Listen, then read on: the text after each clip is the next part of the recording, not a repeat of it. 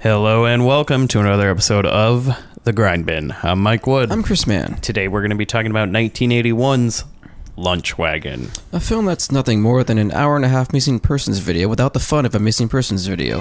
Hey Bobby, I got the money! Dad, I made the team! But you're a hooker. Get that goddamn thing out of your mouth. Set it knockers. Spooky ain't got no real coach. Look at that, Brenda. We're gonna play a little game, baby! I just love a funny game. Get a little girl all hot and horny. You could have looked decent once in a while. And maybe Daddy wouldn't have had to kill himself because he couldn't get it up anymore. What a shame. Come on, just step on the gas before we get creepy.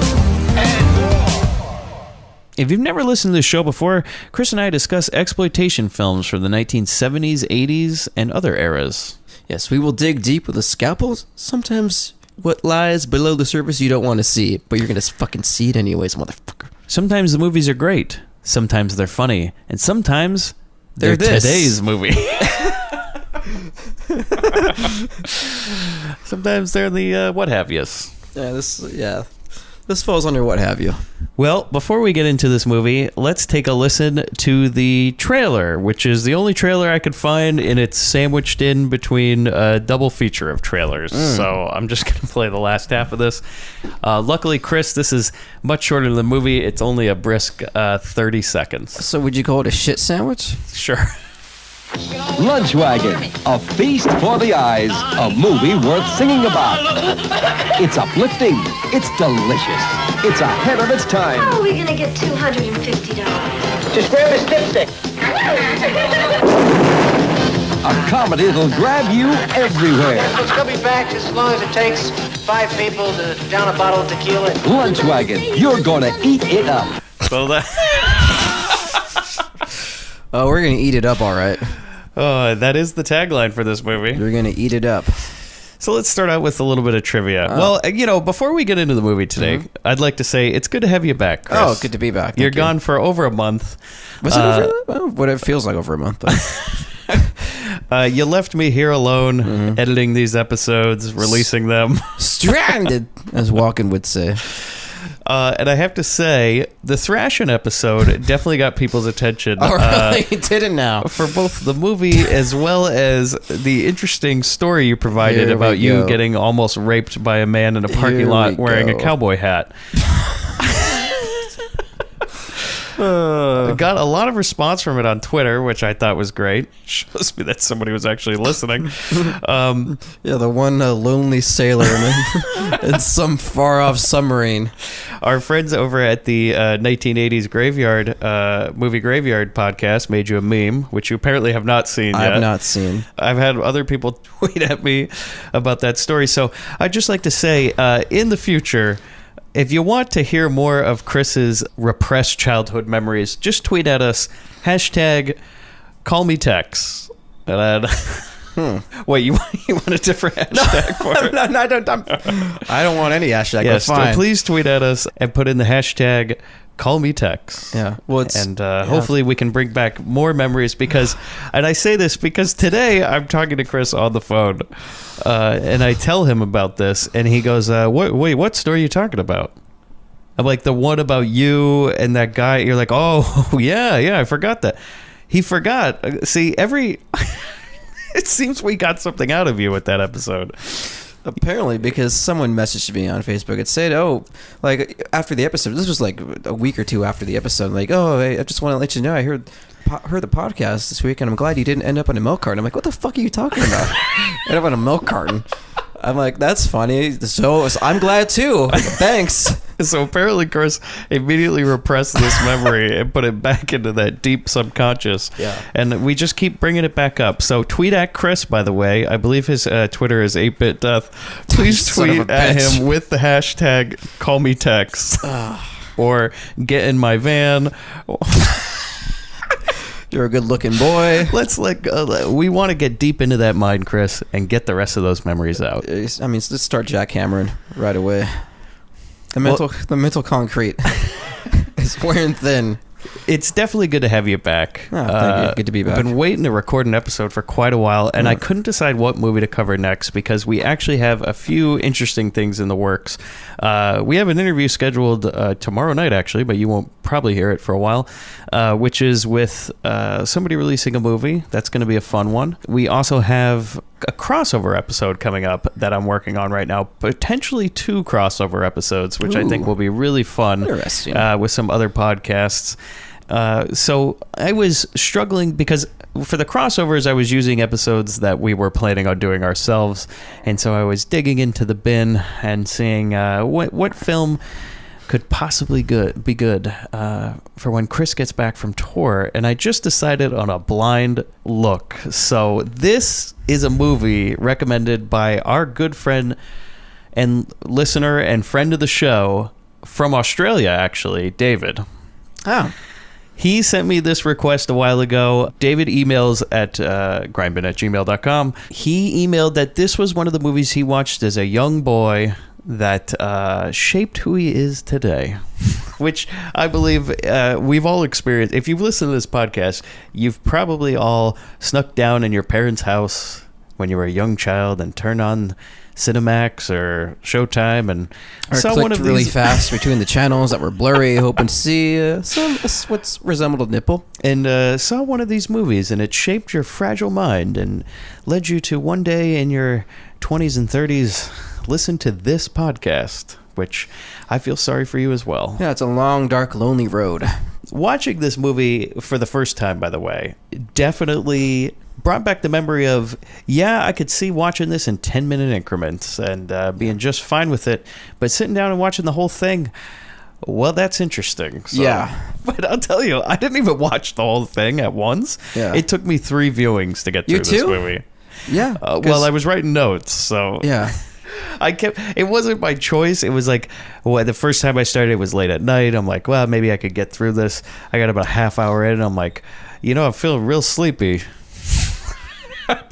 I'll pick this up tomorrow. Oh, you feel sleepy. I was the one who just came off of a plane with about 20 minutes of sleep in 24 hours. Over 24 hours. You're like, let's do a podcast that night, which I stupidly agreed to. And so I'm getting off and I'm watching this movie, and I'm like, you know what? I can't do it. And I was just, it's 4th of July. I'm running on like 30 minutes of sleep, and you want me to? I just called him like, you know what? Not happening. Chris just got off a plane. What was it? Yesterday? Yeah. Yesterday, from Canada. He'd been on tour for almost a month. Yeah. He just gets off a plane, stupidly agrees to do a podcast that night. I'll watch the movie on the plane. The Wi-Fi doesn't work. Didn't happen. He's running on 2 hours of sleep, and he's like, not even. We're talking maybe 30 minutes max. You're like, let's do it. He comes over here all in a heap. He could barely even park his car. I parked on the lawn, actually. He watched a firework and then he left. So that's why this episode is late. It's all Chris's fault. So yeah, you're welcome. Let's start with some trivia about this movie. Lunch Wagon, 1981. The tagline is finally a movie you can sink your teeth into. It's also known as, it has a few different names. Come and Get It. But the titles? Yeah. Here's the other names it's been known as in the U.S. Come and Get It and Lunch Wagon Girls. In Finland, it's called just Playboy Girls. And in Germany, it's called Hamburger Girls. Yeah. So Das Burger Girl, Yeah. I want you dog burger Meister girl on my lap. Yeah, I take a bite of my meat. It's so good, juicy. Yeah, you get a little wagon, get on my wagon.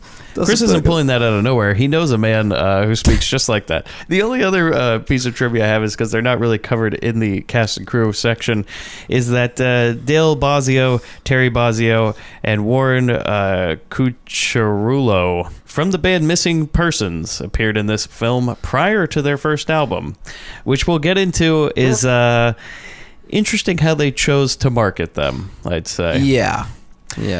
So let's get into the cast and crew, and this is really going to probably piss you off, Chris. So let's start with the director, Ernest Pintoff. Bio on IMDb, not by Woody Anders, and if you don't know who Woody Anders is, we'll discuss him in a bit. Bio by A. Anonymous. I'm already kind of pissed. Born in Watertown, Connecticut, and raised in New York City, Pintoff originally was a jazz trumpeter and later taught painting and design at Michigan State University. A born director, naturally. He began his animation career in 1956. Ernest Pintoff won the Oscar for Best Animated Short, The Critic, in 1963, a satire on modern art, written and narrated by Mel Brooks. Pintoff previously earned an Oscar nomination for his animated short, The Violinist, 1959, narrated by Carl Reiner. Oh. For television, Pintoff directed episodes of numerous series, including Hawaii Five-0, The $6 Million Man, and Falcon Crest. As a part of NBC's Experiments in Television in the late 1960s, he directed documentaries This is Marshall McLuhan and The Sholem Aleichem. I think that's how you pronounce that. Among Pintoff's feature credits as a director are the low-budget Who Killed Mary What's-Her-Name in 1971, starring Red Buttons and Dynamite Chicken. Oh, sorry. Really? Sorry. No, hold on. Among Pintoff's feature credits as a director are the low-budget Who Killed Mary What's-Her-Name, 1971, starring Red Buttons. I don't know who Red Buttons is, but I like that name.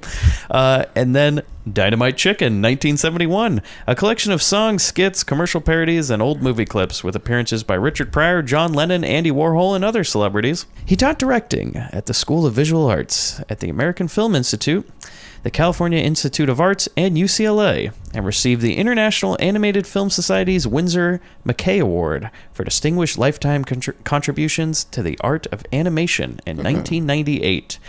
After suffering a stroke in 1983, he turned to writing books, including a memoir, Bolt from the Blue, and a novel, Zachary, and animation textbooks. He directed lots and lots of TV until he had that stroke, and he last directed episodes of MacGyver in 1985. Oh, wow. Lunch Wagon was one of the few movies he directed. So this was directed by a Oscar winner and two-time nominee.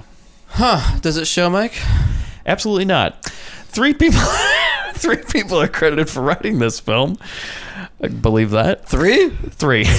One to hold the napkin down, one to write with the pen, and one to feed the ideas. You know, more that I watched this movie, I could say, like, yeah, this looks like definitely three people wrote it because it's all over the fucking place. It really is. It feels like they maybe all wrote 1/3 of it and then just threw it together and said, like, yeah, we got a fucking movie, whatever. Leon Phillips, only credit. Terry Maxine Frankel, one of 3 writing credits.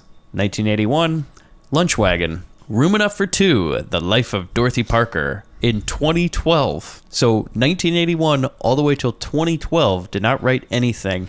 And then the last thing that Terry wrote was My 100th Birthday, which was a short, also in 2012. She also stars in it and directed it. And I can't even believe that a woman wrote this movie. Marshall Harvey, only writing credit. So everybody that wrote it, all 3 of them, basically wrote nothing else. Marshall Harvey only has 1 writing credit. However, he has 65 credits as an editor, including 1987, Ernest Goes to Camp. Oh, really? 1987, Amazon Women in the Mood. 1989, The Burbs with Tom Hanks. Oh, beautiful. I'm hoping you're going to say Ernest Scared Stupid. Only 1 Ernest movie. Damn it. 1991, Drop Dead Fred. Yeah. 1993, Matinee with John Goodman. Yeah, I remember that movie. You're the only one who liked it. I remember as a kid, by the way, that Chris had like some Matinee poster or something. Didn't you have a poster for that movie or something like that? No, I just rented it a lot. Yeah, I think you were the only person I knew that liked that movie. I love that movie. And then I watched it recently, and I hated it. Yeah, it's just like the Majestic. It did not hold up at all. Of course it didn't. That movie was terrible. Yeah. You know, I think I want to know what's a worse John Goodman movie, Matinee or The Babe? Because because both those movies came around the same time. Yeah. Oh my god. But I wouldn't say King Ralph's a bad movie because I know the man who wrote it. 1997. And I love the line, "Spalted dick." Did I just get some ice cream? My screenwriting professor at Chapman University, one of them wrote that movie. Did he write that line? I'm sure he did. He was a great guy. Really funny guy. Really awesome. 1996.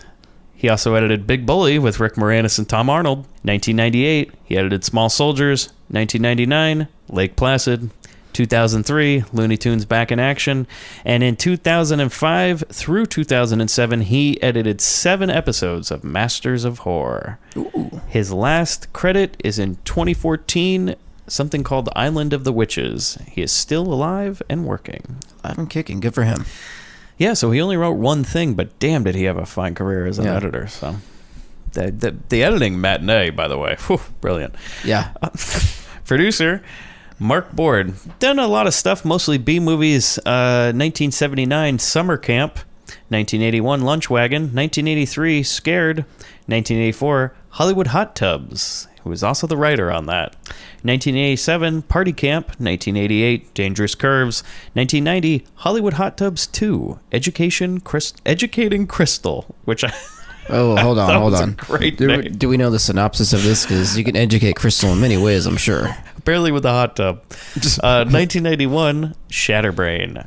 1997 he was the executive producer for Principal Dawn, and 1999 he was the executive producer on Love Stinks with French Stewart and Bill Bellamy, and that was also his last credit. Don't know if he's still alive. Music. Now the only reason I wrote down music is because you're going to really like this one. Richard Band. He has lots of music credits and tons of horror movies, and I'd say he's most well known for the music of Reanimator, I as love well that movie. as The Bride of Reanimator. That movie had an amazing soundtrack. He also did the music for Ghoulies, Terrorvision, and all of the Puppet Master movies. Yeah. Heavy hitter. And this movie. Yeah. I don't even know this movie had original music except for the missing person. Neither did I. And I loved the intro song until I heard it 3 other times throughout the film. I'm like, oh, okay, well, I'll honestly Well, we'll know. get there. We'll get there. Okay. Save it for the I'm movie, jumping the Chris. gun here. Sorry. Everybody, I apologize in advance. I'm still recovering from a month tour of my voice. If I sound kind of, as Mike would say, in a heap, I am. Yes. And by the way, Chris kept trying to talk about the movie all day today. He kept texting things, and I'm like, Chris, stop it. You're the one who says we can't talk about it until the podcast. Yeah. Here we go for the cast now. Pamela Jean Bryant, who plays Marcy. I don't have the credits listed down. Instead, I have a biography by one Woody Anders. Oh, thank God. If you Everyone, don't know who pack it up, go home. We're good. If you don't know who Woody Anders is, Woody Anders has written over 2,500 bios on IMDb, and he just so happens to write most of the exploitation people bios. We love Woody Anders. We aren't going to reach out to him, even though I do have his personal email address. I refuse to. I hope that one day he finds this show and somehow contacts us. Woody, I'm waiting. Grindbin@gmail.com. Lovely, buxom, and shapely blonde knockout Pamela Jean Bryant was born on February 8th, 1959 in Indianapolis, Indiana. Bryant attended Indiana University as a telecommunications major. Pamela was the Playmate of the Month in the April 1978 issue of Playboy. She had previously appeared in the September 1977 issue of Playboy in a pictorial called Girls of the Big Ten. In the wake of her Playboy stint, Bryant acted in a bunch of films and TV shows. Her more memorable movies include stuck-up sorority sister Terry Lynn in the hilariously raucous collegiate comedy Hots, 1979, which I have on our list to possibly cover. If you want us to cover that movie, let me know. Luckless model victim Sue Ellen in the splendidly scuzzy psycho sleaze horror exploitation gem Don't Answer the Phone, 1980, good movie. The perky Marcy in the enjoyably goofy Lunch Wagon, 1981, and a rare lead as a former porn star, Laura Armstrong, in the straight-to-video thriller The Killing Jar, 1994. Moreover, Pamela made guest appearances on episodes of TV such as Fantasy Island, Barnaby Jones, The Dukes of Hazzard, 8 is Enough, The Incredible Hulk, T.J. Hooker, and Magnum P.I. Pamela Jean went on to work as an artist in California. She was a painter who specialized in a faux finish. I don't know what that means. Pamela died at the age of 51 from an asthma attack on December 4th. That's horrible. 2010. Oh I know. my God. It's very rare to hear somebody die from an asthma attack. Yeah. Chris has asthma. Good I do. luck.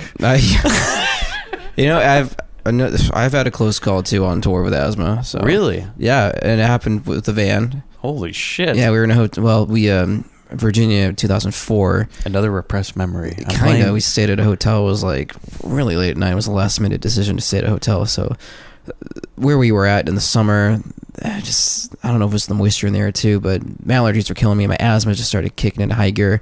So I decided to sleep in the van. Asthma wasn't going away, so I took the van like at 3 a.m. to find a CVS, barely breathing, like gasping for air, like almost like crawling through the CVS to get an inhaler, and they had what I needed and took it, and the side effects of that stuff, it jacks up your heart rate really really hard. It's got the steroids in it, or what is it? Like nasal spray stuff. Kind of like that, yeah. So basically, I sat in the van from that day till sunrise, watching the church across the street as the night custodian was waxing the pews through the window. And next thing I know, the guys are coming in the van and say, "All right, you ready?" I'm like, "Sure." If you want to hear more of these stories, hashtag asthma attack. Go ahead and tweet at us. Yeah, that was nothing compared to call me text, but yeah. Roseanne Caton, I think. Roseanne Caton. It's Katon. What do you think that is? Caton? I say Caton. Caton. Well, she plays Shannon, Playboy Playmate of the Month, September 1978. Now you know why this movie was called Playboy Girls. Appeared as a guest on Politically Incorrect, believe it or not, on November 28th, 2001, with Chris Matthews, Stuart Copeland, and Reverend Jerry Falwell. That's an interesting combo. That is insane. I can't even imagine Chris Matthews and Jerry Falwell on the same show, let alone sticking a Playboy Playmate in there. Right. Began attending the High School of Performing Arts in New York City when she was only 13. She appeared in Metropolitan Life Insurance TV commercials at the age of 10, and she's seen on Southern California cable TV public affairs program called Roseanne Caton Walden Community Activist as recently as June 2006.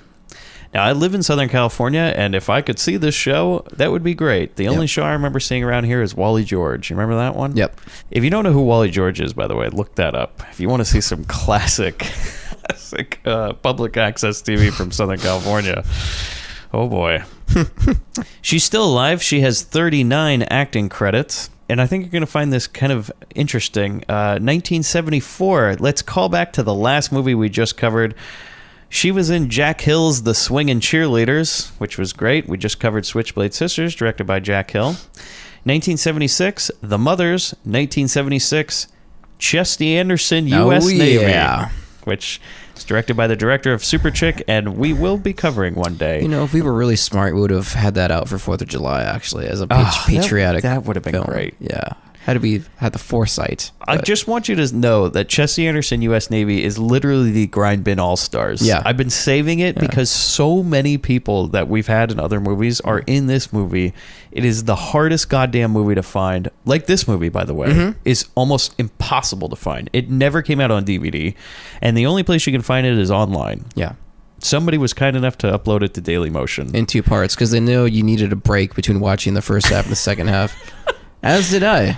1978, she was in the movie Coach, which we plan on covering at some point as well.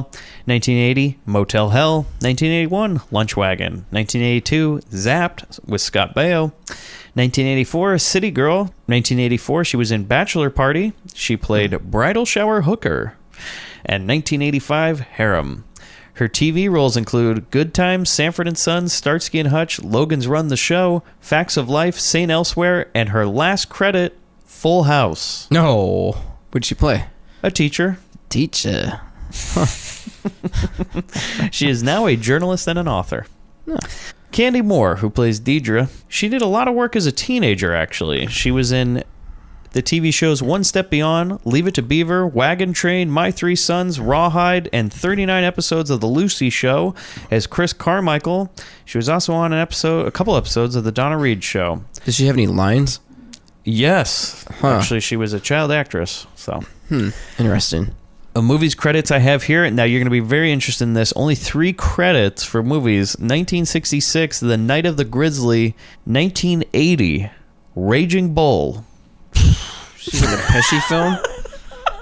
She played the character Linda, and I had the hardest time trying to figure out who this was.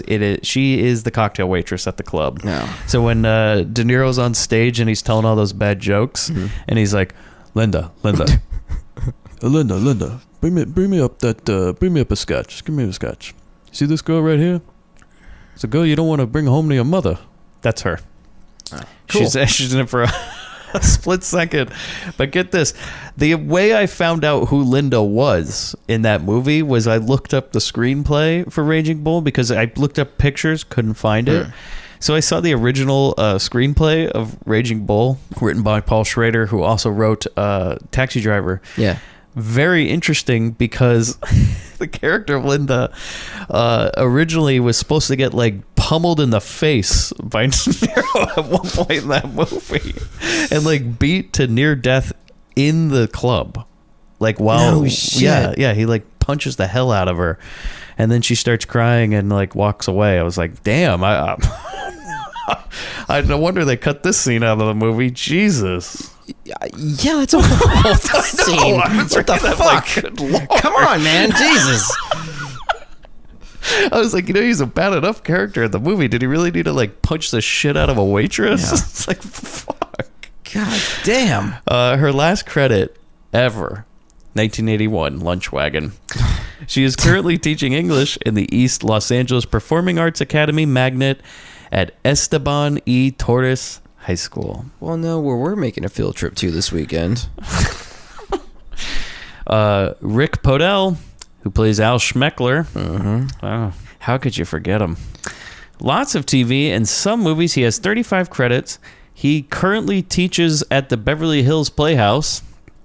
His movies include 1980 Hero at Large, 1981 Underground Aces, 1981 Lunch Wagon, and 1987 World Gone Wild. For TV, he was on American Dad as a bunch of random voices in episodes. He's also in Matlock, Family Ties, Chips, Laverne and Shirley, The $6 Million Man, and Beretta. Only have 2 more credits here for you, Chris. James Van Patten, who played Biff. Lots of credits, 57 of them. Did lots of TV before settling into movies. 1979, Roller Boogie with Linda Blair. Oh, really? 1981, Lunch Wagon. 1987, here we got another connection to a past Grindbin episode. The Underachievers, directed by Jackie Kong, director of Blood Diner. Yes. 1989, Hyperspace. 1993, Robin Hood Men in Tights. Oh. There's somebody else who was in that movie with him, actually. We'll get to next. 1994, The Killing Jar, and he's probably most well known for his roles in Saw 4, 6, and the final chapter. No. Is Dr. Hefner, the coroner. And he's still working. Well, I have a connection. One of those people in the films you named, but I don't know if might be a story for another time. Wait, what? Yeah. By the way, if you're wondering why Chris is talking like a drugged out...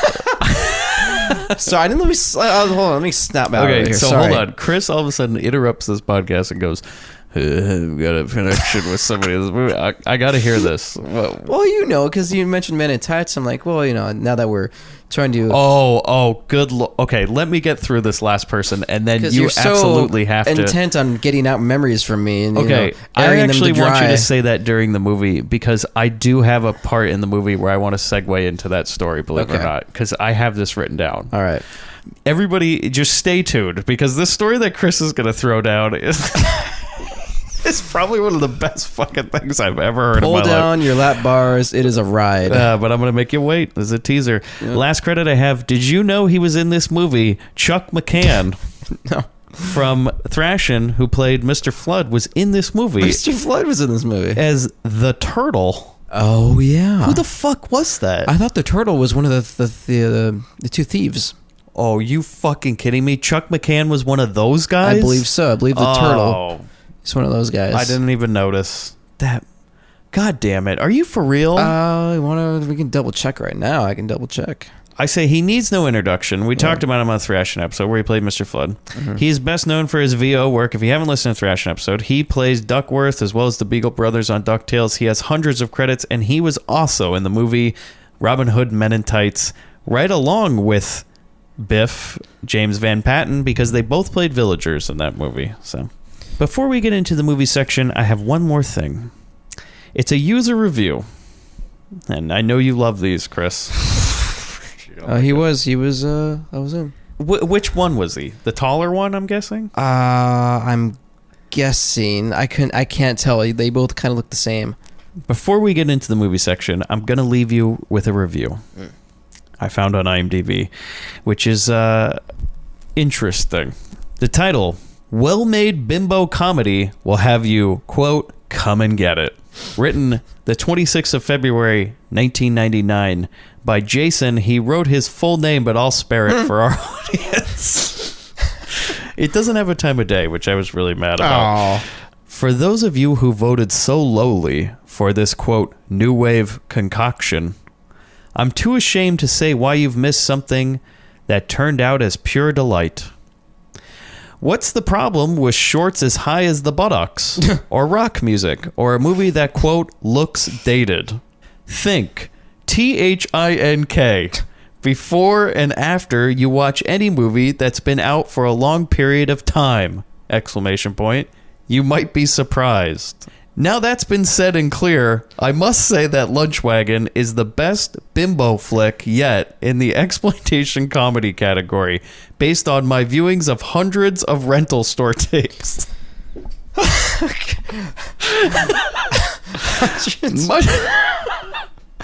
Much of what I've seen before didn't impress me at all, but this one's exceptional in several departments. Not too long ago, I've watched Gas Pump Girls, another good recommendation, which was decent. But this one, I'm leaving out the comments when he doesn't have them. All right. But this one stands out better. It's better than most, really. You can discover that one of the three girls, almost resembling Clueless, in the cast, has a unique personality of a bodybuilder, which is a nice gag. These girls take this movie seriously, without an excuse for the, quote, naked truth every so often, with fine acting. The group doing the cool tunes on the stage is the one-hit wonder 80s band Missing Persons. A clever plot and a lot of hilarity bodes pretty high with positive results. In other words, a nice, soft, sweet, sexy exploitation comedy gem that stands straight and doesn't tip over the wall. The print quality is absolutely sharp, providing you search for the media version. I don't know what that means. The media version. We're like Windows Media Player 9, or what is he talking about? One thing I didn't like, though, and don't guess, boom mics. At the bottom of Thank your you. screen, they really show off. Arg. But forget the common flaw that's occurred in several other drive-in films. Lunch Wagon is a definite must that will make you want to come and get it. I think that puts you in the right frame of mind. Yeah, or come and leave it. We However start you this movie. Yeah. I just read that whole thing and just couldn't stop laughing when I originally read it. It was like, so it's like not meant to be ironic. Not at all. Okay. No irony.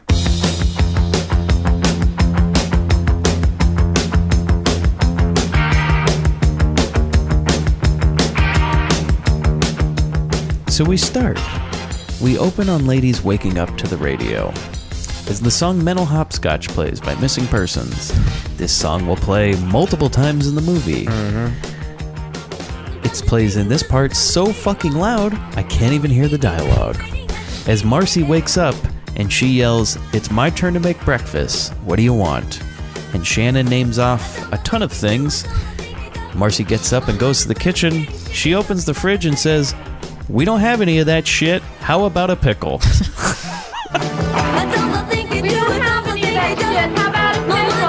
So, naturally, when I am thinking of things I want for breakfast, I usually know if I have it or not already in the pantry or in the cupboard because I fucking bought it. I thought this was a great opening. I was like, oh, this is going to be classic, this movie. Classic. So did I. I was like, you know what? It had a real intro. I felt like it was like another Beach Girls. Yeah. I was like, all right, we're starting out strong here. Yeah. The pickle gag. Yeah. Pickle gag. We cut to Marcy showering. She says something about how if Andy grabs her ass again, she's going to quit. They both get dressed and they ride their bike to work. The titles come up. Can't see anything beyond these fucking pink titles. They obscure everything on the screen. But what I can see is that men keep looking at them while they ride their bike through LA. Because every one of these movies takes place in LA. I get the one guy who did like the obvious untrained double take. He's like, whoa. So they get to their first job, which is at a gas station. And then we get my favorite character, Andy. All Andy does is scream. Pretty much all this guy does is just yell all his dialogue. He's a real Jay North, huh? She pulls. What are you talking about, Lou? So they pull in. I love this part though. They pull into the gas station, and Andy's just standing there. And goes, Jesus Christ! And he just chucks some random tire onto the ground. He comes up. He's all pissed, and he's like, "You're 6 minutes late. We're losing customers and everything." And it's just like, again, it's another one of these things. It's like people can't fucking pump their own gas. This is LA. There's no self-serve. What the fuck are you talking about? We don't have this plot point, Mike. There's no movie. The lunch wagon has no wheels. It's just like in Super Vixens, where it's like you go to a gas station and people are checking your fucking oil and stuff. Like, when has this ever happened? Different times, Mike. Different times. Well, I can tell you this. I've been to Oregon recently. Yeah. I had a road trip through Oregon, and we went to, and all the gas stations are full serve, right? Yeah. Not one person checked the oil. They were really nice to me because I was tipping them, and I thought like, oh, wait, I don't know what I'm supposed to tip them, so I was giving everybody $5. And at some point, Molly's like, that's too much. Molly's my wife. She goes, you're tipping everybody too much. You're supposed to give them like $1 or $2. I'm like, oh, so that's why everybody's nice to me? But nobody was checking my oil. I told the guy I gave him $5, and I told him I wanted an oil check, and he put his thumb in my ass. Well, I gave everybody a tip, and they're like, "Oh, hey, so where you headed? You know, you need your windows cleaned and everything." But not once did anybody check. By the way, don't you know? With like, okay, well, 3,000 miles, I checked my oil. I mean, who checks it? Like, I don't get it. I'm sorry. I don't know if this is just an element of movies or what it is. Go ahead and tweet at us. Hashtag oil change. Hashtag dipstick. So he's all pissed. They're 6 minutes late. He says he's going to dock their pay, and they have a whole argument that lasts for over a minute about how much it is, and it just is about 30 cents or something. Yeah. But he tells them to go get on their uniforms, which I was surprised. Like, what, they don't bring them home? They have to leave them at work? Yeah, there's a locker room at a gas station to change. We find out why. Yes, we do. Oh, so the girls change. And Andy uses, which I assume is his daily routine, stares right through the keyhole of this closet while they take off their shirts. Which, by the way, these girls in this movie definitely are in Playboy. They don't wear any bras ever. And most of the clothes, this is the most clothing they're ever going to wear, is when they change into their uniforms. Yeah. Which is just a t-shirt, a yellow t-shirt that says the word Andy's on it. Yeah. Or though, like, at certain angles, like, it's some of it is obscured. It looks like it says anals. I wonder if that was intentional. I'm not sure. Who knows? Yeah. So Andy stares up through this keyhole, and they know he's doing it because she goes like, "I bet that perv Andy's staring at us through the keyhole again." And then they just slam the door in his face. Like, you think they would cover it up? That's so like put a piece of tape on it or hold it with your thumb. But then again, they're going in there and they're wearing these shirts without bras or anything, so I don't think they care. No. In the way they dress for the rest of the movie, they don't give a shit at all what they look like in terms of they're not modest girls, we'll say that. No. So they go, I guess they're gas station attendants, and they seem to be doing their job just fine, but Andy just seems to have issues with everything they do. They're like pumping gas, doing their work, and he comes over, he's like, "What the fuck are you doing?" It's just like, all right, calm down. I mean, what more do they do besides pump gas and check oil? He's the worst form of micromanager you could ever have. Like, if you like put the gum wrong, it's like you invaded Poland or something. He says something, he wrote down, I can't understand much of the dialogue in this movie, but he just says something about she's not grabbing the dipstick right or something. Which I thought they were going to set up for some weird sex gag later, but... No. Yeah. But then he just gets mad, even though they're doing their jobs, and goes, "Why don't you take a break?" Because you know what? If somebody's not doing their job, just go take a fucking break. Take a paid break. You just got here. Take your paid break. Yeah, relax. Take a load off. So the girls go to this lunch truck, and this old guy, who we'll never see again, just says, "Oh, I can't take it anymore. The business for lunch wagons is too steep. There's real stiff competition."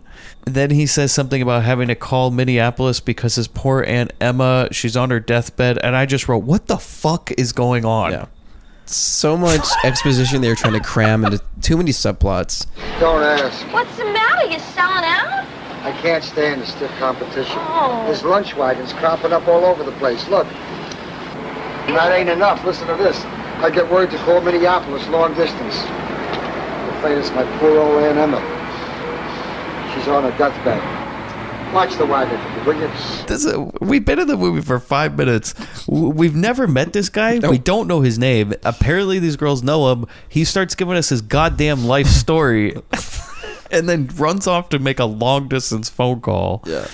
And then Shannon just turns to Marcy and goes, "Wouldn't it be great to own our own business while hopeful music plays?" Marcy, wouldn't it be great to have our own business like this? Then we cut to some random van, and I don't know what the hell is going on. And I wrote, I guess this is a band or something, because they're talking about having to play in some weird venue. And I said, oh, now I know it's a van, because on the top of their van, there's music notes painted onto like a wood panel. This is just such like a decision that like, Yeah. How is anybody going to know they're in a band? You know what? Just paint some fucking music notes up on the top there, you know, they'll know. They'll know. Yeah, some dice rearview mirror hangers, you know, the fuzzy dice. Everyone in a band has that. Yeah. What do people in bands do? They travel around in vans. They paint music notes on the vans. Yeah, you know, every tour van I've been in has said music notes. I sat on a treble clef wrong, and my balls were sore for a week. Thank you, good night. That's my only one for the night, because I am tapped out. Good luck for the rest of the show, everybody. You're stuck with me. So they pull up to this gas station where the girls work, and there's a lot of innuendos thrown around at this point. The one I have is, I see you give good lube jobs here. Yeah, I was my eye rolling muscles were sore after about 10 minutes of this movie. Like, oh, boy. Chris texted me, by the way, the first time. He's like, just got 15 minutes in the movie. Real winner. Yes, he did. Yes, he did. Those are not my words. Yes, he did. He's. I'm not that incoherent right now. I know exactly what I texted. And I wrote, these girls work at a gas station and check oil and all sorts of things, but they literally don't have a spot of dirt on them or their uniforms. And I wrote, their uniforms are just yellow shirts that say Andy's. Andy is filthy. Yeah. But they are like spotless. Yeah. And they're the ones doing the dirty work. Andy looks like someone like sprayed chocolate fudge syrup on his shirt for like 5 minutes. Like, yeah, before they film the scene with him, they're just like, all right, Andy, you need to look like a real auto mechanic, you know? So let's just pour some oil on the ground, you know? You roll around it a little bit, get yourself all dirty, you know? You know, look like a real grimy dude. Yeah. Run him over with a car. And then when these girls get to work, you're pissed off at them. Why am I pissed? I don't know. They're just, these two broads come in. They're always late, you know. They're never pulling the dipsticks out right. Use dipstick, by the way. It's a great line. Well, how late are they? You know, you're asking too many fucking questions, all right? You know, I mean, that's not unreasonable. You know what? They Hey, 5 minutes late, hey, 10 minutes hey. late. I mean, when I'm 10 minutes late, I'm fucking angry. 5 minutes, I'm kind of over it. Shut the fuck up. You know who's... Let me ask you a question. All right, everybody gather around. Everybody gather a fucking around. Who on this set has won an Academy Award? Me. So shut the fuck up and do the scene like I tell you to. So we cut to the old guy who owns the lunch wagon. He's on the phone. And he's talking to some guy. I guess it's a lawyer or something. And he goes, your aunt is already dead. And I wrote, well, I guess that's taken care of. No subplot for her, thank God. And then he says, you'll have to fly out here as soon as possible. And the old guy responds with, now listen here. I haven't seen the old bat in 15 years. All I know is every Christmas she sends me a rum cake. But if you expect me to cough up the dough for the funeral, you got the wrong boy. I'm like, real classy. Son of the year. The band introduces themselves to the girls, and they are named Teddy and the Rough Riders, and they give them tickets to their show tonight. Now, I have a huge fucking problem with this. Mm-hmm. This is the band Missing Persons. Yeah. Including the lead singer, who's a lady. Mm-hmm. And they call her Teddy and the Rough Riders. Why not just have them use the name Missing Persons? That's the band. They're promoting, like, okay, so the whole movie, they play the song Mental Hopscotch and other missing persons songs, yet they called them by a different name. And I wrote, at one point I was like, this movie is just a commercial for missing persons. Oh, without a doubt. But they didn't even use the band's real name. They were like, well, you know, we just don't want to steal the show as a band, so we'll just call ourselves a different name. It's not to, you know, distract from the film with our art. I could see the singer going over to the director, and she's like, you know, maybe we should just use the real band's name. You know, we're playing all the music in the movie. Hey. Who here has won an Academy Award? This guy. Yeah. Shut the fuck up and sing your goddamn tune, bitch. Get up on the little stage there, shake your little titums, shake your little ass, sing a little song. We're all gonna be little fucking millionaires. I'm gonna get another fucking award. And you know what? Maybe you will too. I know Mel Brooks, okay? So shut the fuck up. So yeah, I was really upset they didn't just use the name Missing Persons. Bookend to that. Old guy on the phone. So the guy from the lunch truck, who we're gonna know for all of 2 minutes just because of this major, you know, how they get to the point of these girls owning a lunch wagon is brilliant. And he's still talking to this lawyer, and then the lawyer says, well, your aunt was worth over $2 million. And I love this part is the old guy doesn't say anything, and I think he just has a stroke because he just drops the phone and starts going hub, and then like runs into a pile of tires. And then Andy yells at him, and I wrote, Andy needs to calm down. For some reason he gets all pissed, and then he fires the girls for no reason. Yeah, it makes no sense. He'd like, Andy, okay, so this guy has a stroke, runs into a bunch of tires, drops the phone on the ground. By the way, never says he's going to get on a plane or come there or hold on, I'll go collect my money. He literally just drops the phone, goes runs into a bunch of tires, doesn't even hang up the phone. Andy comes over, gets mad, fires the girls for some reason, and then tells the old guy he can never come onto his property again, and that he won't pay the girls, and they can't pay their rent. And then the old guy who owns the lunch wagon says, if you drive me to the airport, you can have this. You know what I would like to see at the end of the film as the epilogue is like they cut to the phone still on the ground, and the guy going, hello? You still there? After all that time. Yeah. I love how this guy was only in the movie for all of 2 minutes just so he could somehow magically give them a lunch wagon. Like, couldn't we just have it like they saved up their money to buy a lunch wagon or something? Kind of like the van, yeah. Like the van. On a car washman's salary, not a gas station attendant salary. Let's buy a big, extravagant van. So the girls go and change, because of course they always got to change. And I wrote, this is just an excuse to show a bit more nudity. They say, well, what do we do about our money?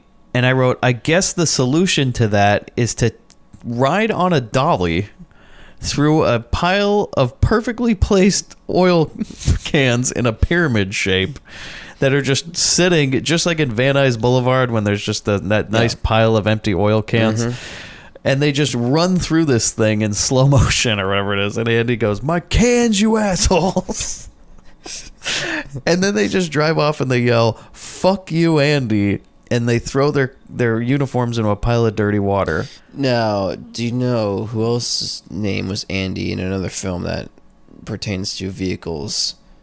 Who? Danny DeVito in the van. Oh, that's interesting, because he owned a car wash, and this Yes. Andy owns a gas station. Well, this is my favorite moment in the whole movie, acting-wise, is after they throw those uniforms into the water. Andy, for some reason, isn't going to yell anymore. Instead, he just looks up, and in the quietest line delivery yet, he just says, you losers.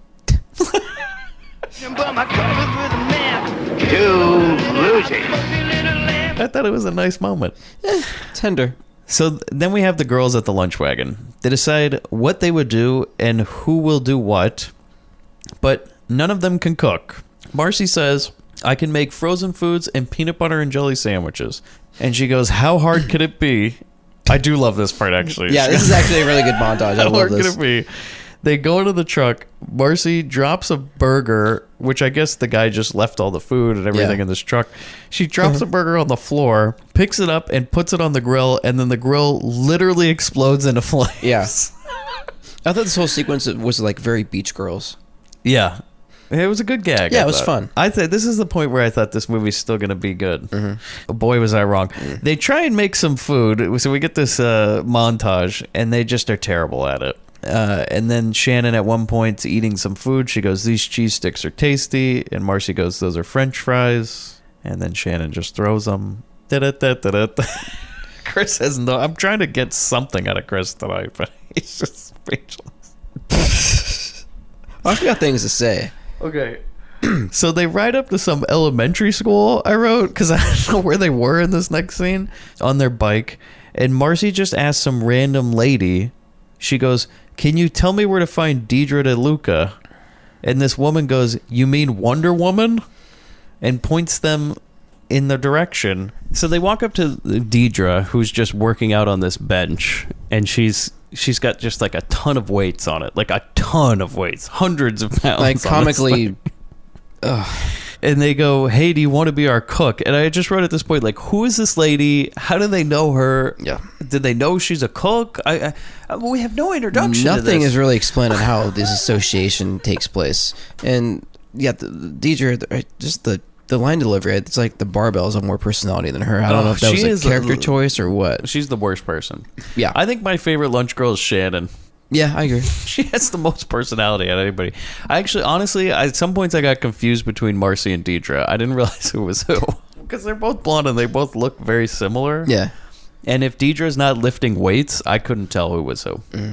Because she's not, like, physically buff. No. It was kind of weird. So they ask her if she's going to be the cook. She says she needs to work out more because she's in some competition. And they go, "Oh, well, we'll just install a workout bar in the truck."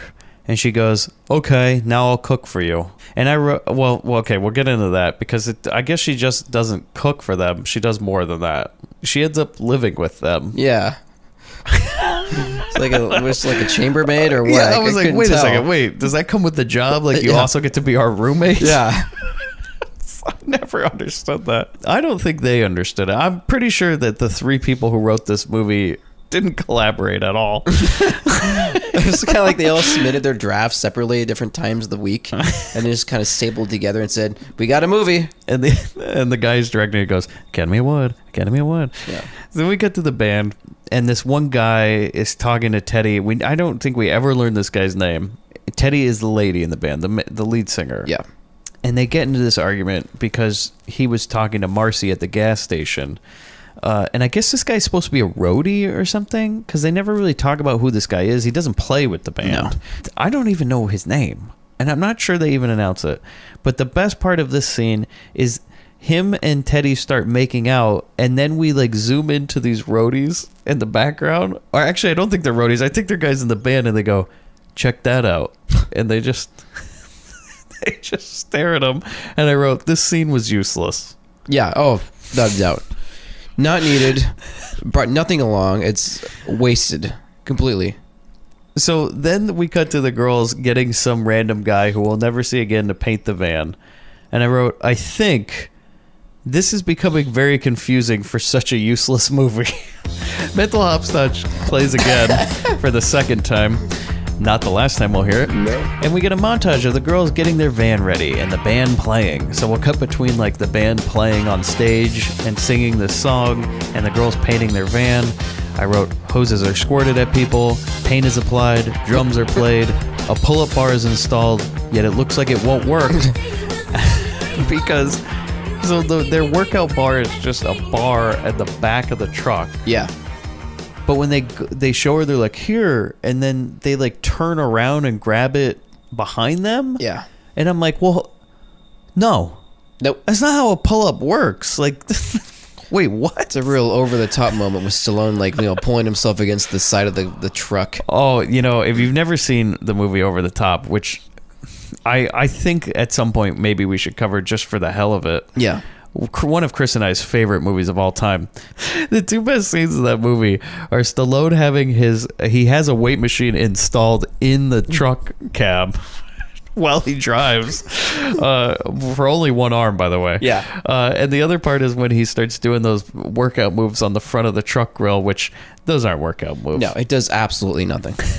Go check out, by the way, just go check out the montage for it because it's to a Kenny Loggins song, Meet Me Halfway, and it's in the music video.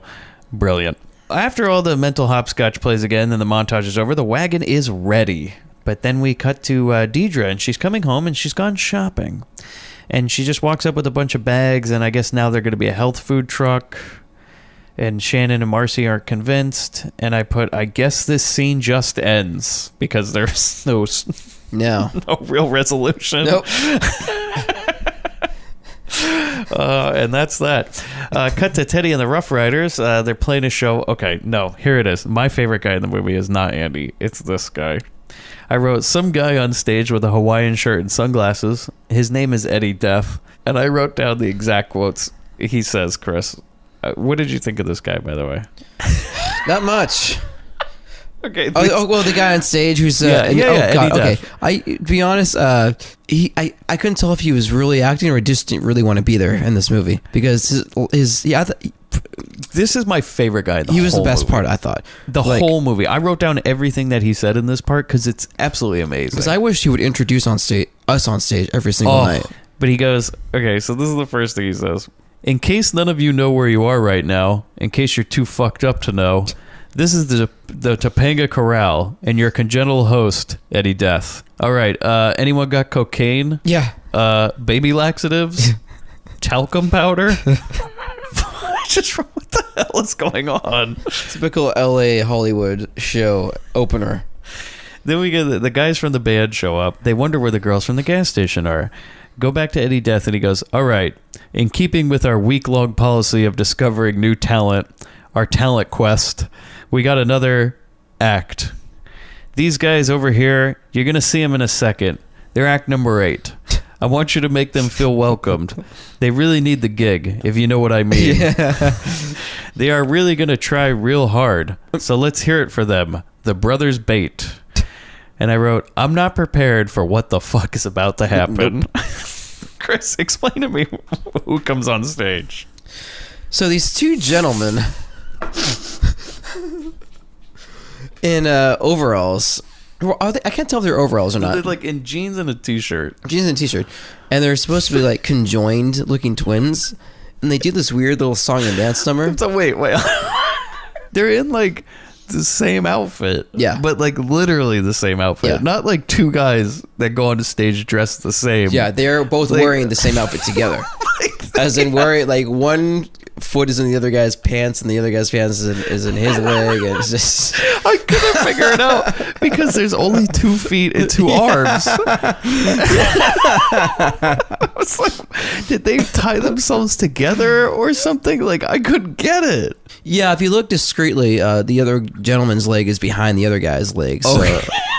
It was a very good illusion. Okay, so go ahead. I'm sorry. Yeah, so they do this little song and dance gig. And wait, hold on. The only thing that's 2 is there's 2 heads coming out of the top of the shirt. Yeah. Other than that, it's the regular standard issue arm and legs. Yeah. You know what I mean? the old God-given 4. So these guys come out. Yeah. And they do their little routine. Which consists of like some sort of jig and a harmonica. Yeah. A little singing. But my favorite part is this. I wrote, what? Like, it's going like, wait, what am I seeing? But then about 30 seconds into them playing, Eddie Death comes in again and goes, all right. Great job, guys. He constantly, in their talent quest, cuts people off within 5 seconds. Yeah. Like it's the Gong Show or something. Move. Yeah, my dad was on the Gong Show. Your dad was on the Gong Show? Uh-huh. Yeah. What? Wait, he was a contestant on the Gong. What did he do? I believe he played trumpets. Your dad went on the Gong Show? Yeah. You've never told me this. No, my dad was on the Gong Show. And he played the trumpet? Mm-hmm. That's it? Did he tell jokes or anything? I don't think so. Did he get gonged? I don't know. It's on video somewhere in the house. Oh, Yeah. At least he said his. If you want to see this video, tweet at Chris #Gong Show. I'm pretty sure. I guess he got the gong. I mean, I think everybody got the gong. everyone got the gong. Yeah. Wow. I've never known this. I've known your dad almost my whole life. Yeah. I didn't even know he played the trumpet. Really? No. Yeah, because he toured like the college band. He toured like me. He was a touring musician. What too. song did he play? I don't know. Oh, God. Well, just wait I for was an upcoming hoping it was episode like- of Grindbin. We're going to get the tape. I hope it's like the Lonely Bull or something. That'd be kind of cool. Oh, that would be amazing.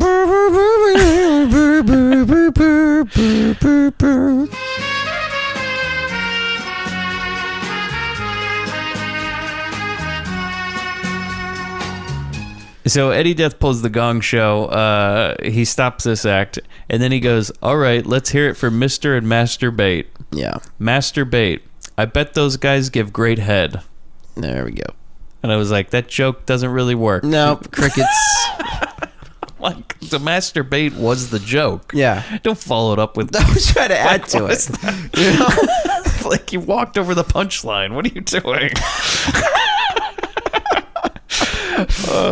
Then we go to some woman in a house. Or, no, I'm sorry. The girls are in the house because apparently now they're all roommates. We Yeah. never explained this. In the beginning of the movie, it looked like only Shannon and Marcy lived in this apartment, but now Deidre lives with them. So, do we know what Deidre does besides work at Lunch No, Wagon? I have. That's it.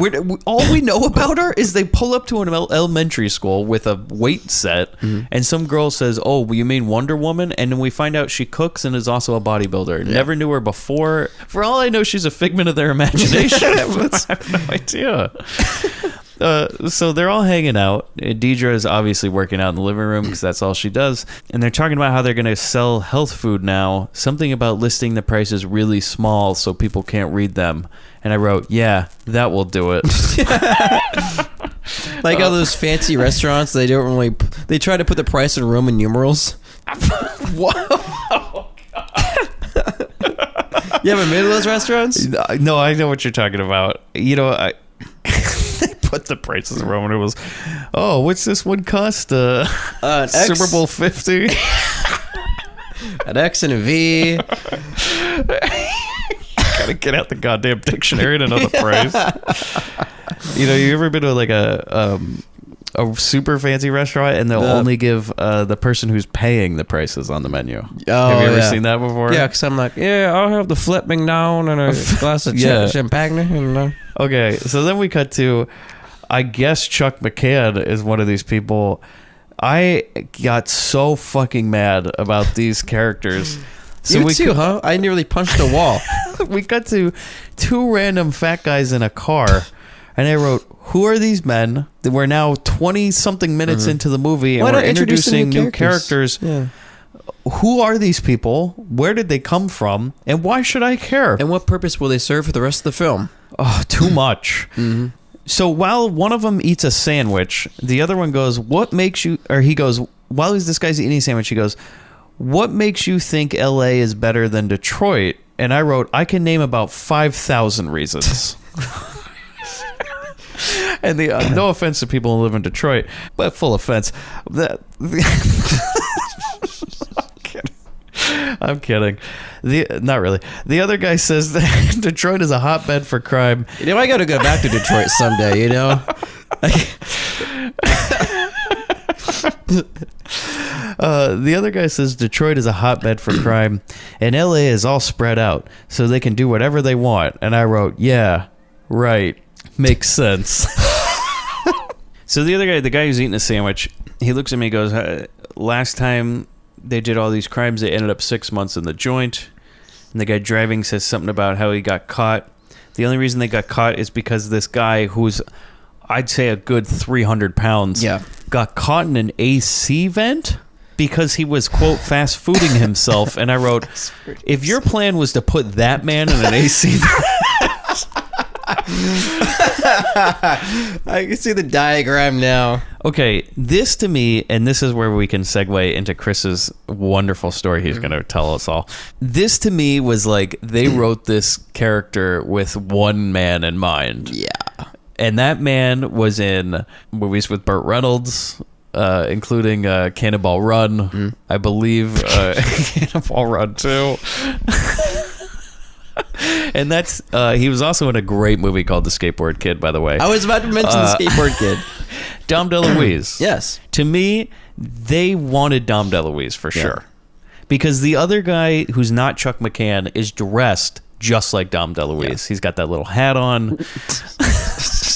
He's dressed all in white, just like he is in like Cannonball Run and Gumball Run, like all those movies. But Chris actually has a really interesting story about Dom DeLuise. Yes. Chris? I have the floor now. Cool. So you have the floor.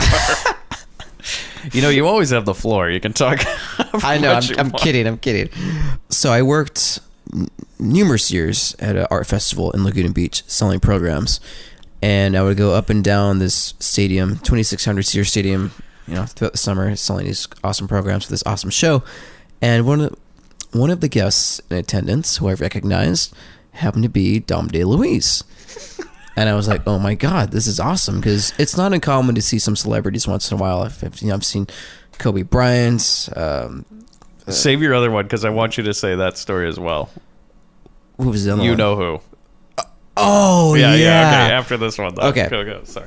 So I'm selling programs, and I recognized Dom DeLuise. I'm like, oh my God, this is awesome. So even better, he flags me down to buy a program, and I'm just like on cloud nine. I'm like, oh my God, I'm going to meet the guy. This is it. I loved him in Men in Tights. So I go up to him. He asked how much, and back then we wore these little bowler hats when we sold programs, because it was part of the theme of the show. One of the portraits, one of the characters in the portrait wore a bowler hat, so we had to wear them. So I'm selling a program to Dom DeLuise, and I tell him what a big fan I am. He's like, oh, yes, no, thank you. And he goes, so how much for your hat? I'm like, oh, I'm sorry, sir, it's not for sale. I go, oh, well, no, really, I want your hat. I'm like, I really can't. He goes, that's okay, you kid. Well, here's the program. I told him I'm a big fan of his work, especially Robin Hood Men in Tights, and he goes ahead and he does the impersonation for me of when he did the Godfather line. And I'm just like, this is like, no one's ever going to believe me when I tell him this happened, because this is the most amazing night ever. So I told him how much I loved him and how much I loved his cooking show. And that is where things took a turn. If you don't know, Chris thought that Dom DeLuise was also Chef Paul. I had mistaken him for another large, portly, overweight, obese man who also wears a hat all the time. Named Chef Paul. I thought these were both the same person. You thought Dom DeLuise was just doing a character. Like he just rode around on a fucking scooter and did a fake cooking show. Yes, that would be accurate. Like he's the guy on the seasoning bottle. Yeah. So after this, his face changed from elated to cool, I'm with the cool, I'm with a fan, cool, to a very almost demure to very pissed off, like, hey, get the fuck out of my face. And I could read it in his eyes, I could read it in his face, and he gave me, after I said the Chef Paul thing, he goes, oh yeah. And he didn't really want the hat anymore, I noticed. And so I go, thanks, and kind of winks me, yeah, thanks, kid. And so I make my rounds, and someone wants to buy a program next to 2 aisles down from him, 2 rows down. So I go to hear the conversation he's having again, and all I can see through his mouth is, like, he's mouthing the words like, this fucking kid, fucking asshole, fucking guy. And it was just like F-bomb after F-bomb, and like kind of waving his hand, flailing his arms kind of in my direction, and just kind of like, side-eyeing me and like yelling, mouthing the words fuck, and he was visibly angry. And after that, I was like, why is Chef Paul so mad at me? I just couldn't figure it. Yeah, at that point you didn't put 2 and 2 together. I didn't. No, I didn't. I guess he doesn't want to talk about his cooking. Well, yeah. So I don't think he corrected me about the cooking thing. He didn't, because you're just like, oh yeah, the cooking show. Yeah, you son of a bitch. Yeah. Go get your fucking shine box, kid. And yeah. So that's not the only incredible. This one's very short. So one time you saw somebody who directed the movie Easy Rider. Mm-hmm. Or did you? Yeah. Dennis Hopper, my encounter was with. And it was the gala night at this art festival that I was working at. This was right off of Land of the Dead. Yes. Land of the Dead had just come out, and I was like still like on pins and needles on how excited I was for that film. And so out he comes. And this is while the show is going on. It's like near the end of the show. And I'm waiting to sell programs for the 11 o'clock hour shift. And he comes strolling out from the backstage makeup cast member area. I go, okay, cool. This is it. This is the moment I'm waiting for. This is the freaking legend. And you've always been a Dennis Hopper fan. Yes. Chainsaw 2. I mean, everything. Yeah. I was so excited. One of my other good friends, Nate, he loves Texas Chainsaw Massacre 2. I can't wait to tell him this story. And so I go up to him and I'm like, here we go. I go, Mr. Here we go. I clear my throat. I go, Mr. Hopper, I'm a big fan. He's walking very briskly. And he looks at me directly and goes, I'm not him, and just keeps walking. That's one of my favorite stories. I'm not him. That's like, okay, we got to get back to the movie, but here, I got one. I don't know if I believe this in or not. This reminds me of another one. We have this friend, Brett, and he listens to the podcast. We were once talking about something like about celebrities we'd met, and he says like, oh, one time I met Kirby Puckett, who was a baseball player for the Minnesota Twins, on an airplane. He was a really little kid, and he lived in Minnesota at the time. And he said he's on this airplane, and he was like a huge Twins fan at the time as a kid. And he walks up to Kirby Puckett on the airplane, this little ginger kid. And he goes, oh, Mr. Puckett, I'm a big fan. Could you sign my he didn't have a baseball or something. Could you autograph this for me? And he just looks at him and he goes, I'm with my wife. And like, apparently Brett went back and he was like, I don't want to say he cried, but let's just pretend he did. He goes back. He's a poor little kid. He's like 10 years old at the time. Yeah. Real disappointed and everything. And I tell him, I go, oh, that's real sad, I said, Kirby Puckett died recently. He just had a heart attack. And he goes, good.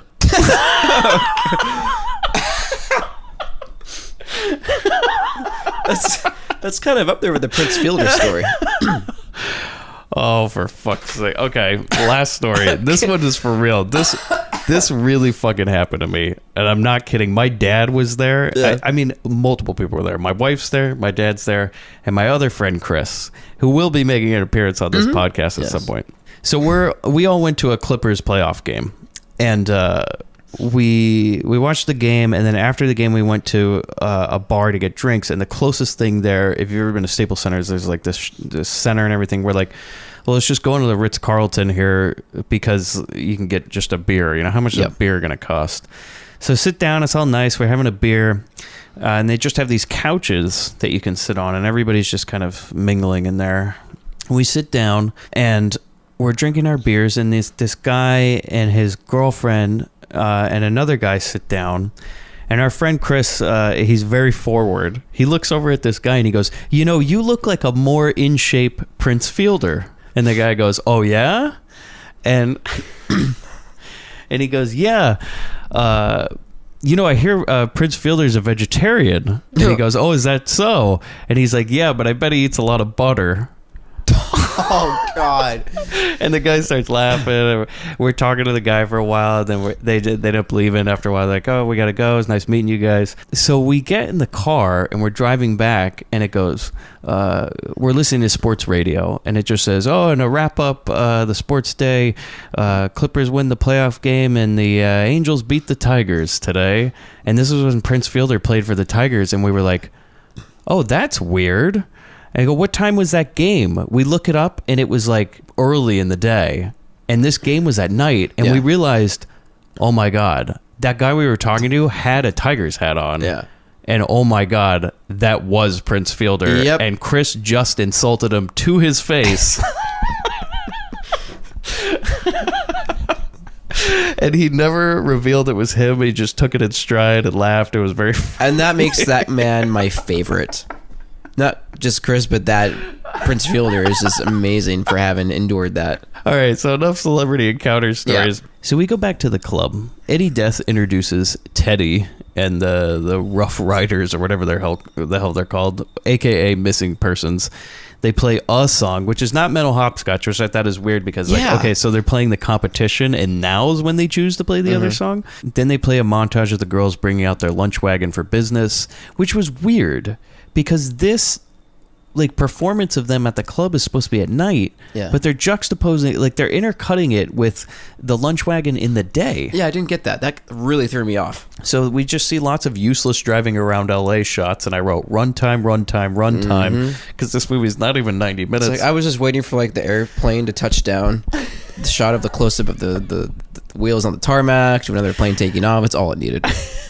The first stop they have is this one construction yard. They get out and they go, "Hey fellas, when's your next break?" And then someone in a hard hat turns around and goes, "Not for a while. Try the other spot in Northridge." And they take off their helmet and it's a woman, and she goes, "Those guys are all solid beefcakes."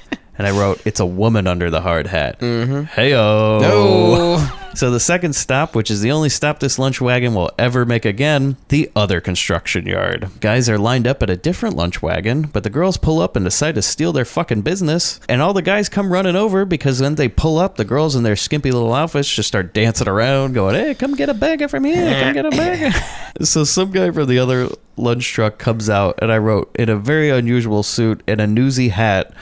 We'll never know this man's name, so I just call him Newsy Man. He's always tucking in his pants, by the way. Every time we cut to this guy, he's either walking out of the bathroom or walking out of the bathroom. I noticed that.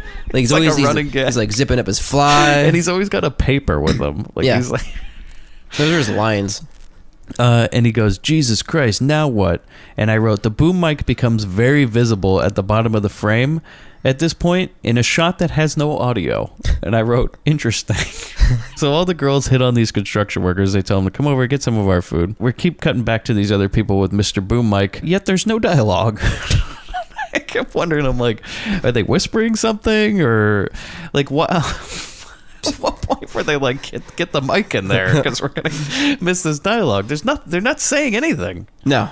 And some guy pulls up in a convertible and starts yelling at these other lunch wagon people. And if this sounds confusing, trust me, watching the movie is even more confusing because I don't know what the hell is going on.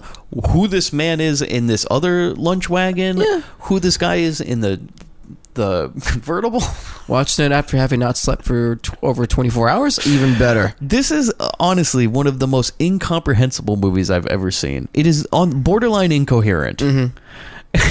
It shouldn't be. This is just a late night boob movie. This is a drive-in movie. Why is it so goddamn incoherent? The plot is like that of spaghetti thrown against a wall. Is there even a plot? I texted you this earlier. No. So this guy pulls up in a convertible and he gets mad at this girl who we find out later is named Sunshine, who's in his car, and he says something about like, all you ever care about is having sex. And then he's all mad about it. All these people start running to the other lunch truck and say something about how these three okay.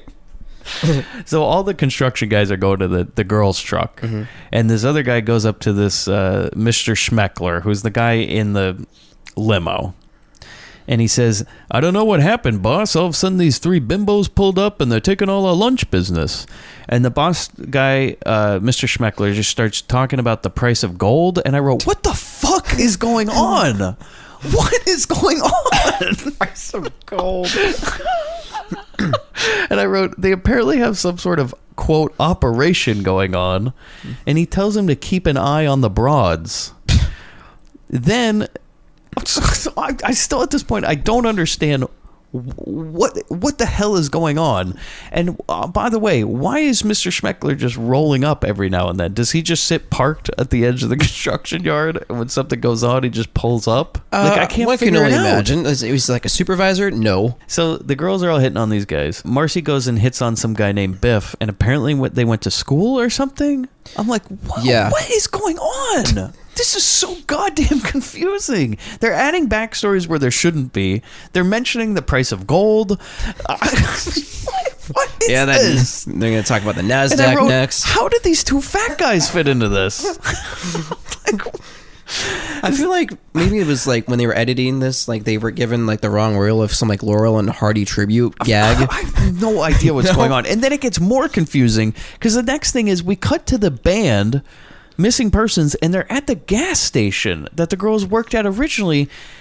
And Andy's there, and they're just asking him where the girls are, and he says something about how they're a bunch of hippie freaks, and says your van's a piece of shit. And then one of the guys from the van, okay, so you remember this part? Yep.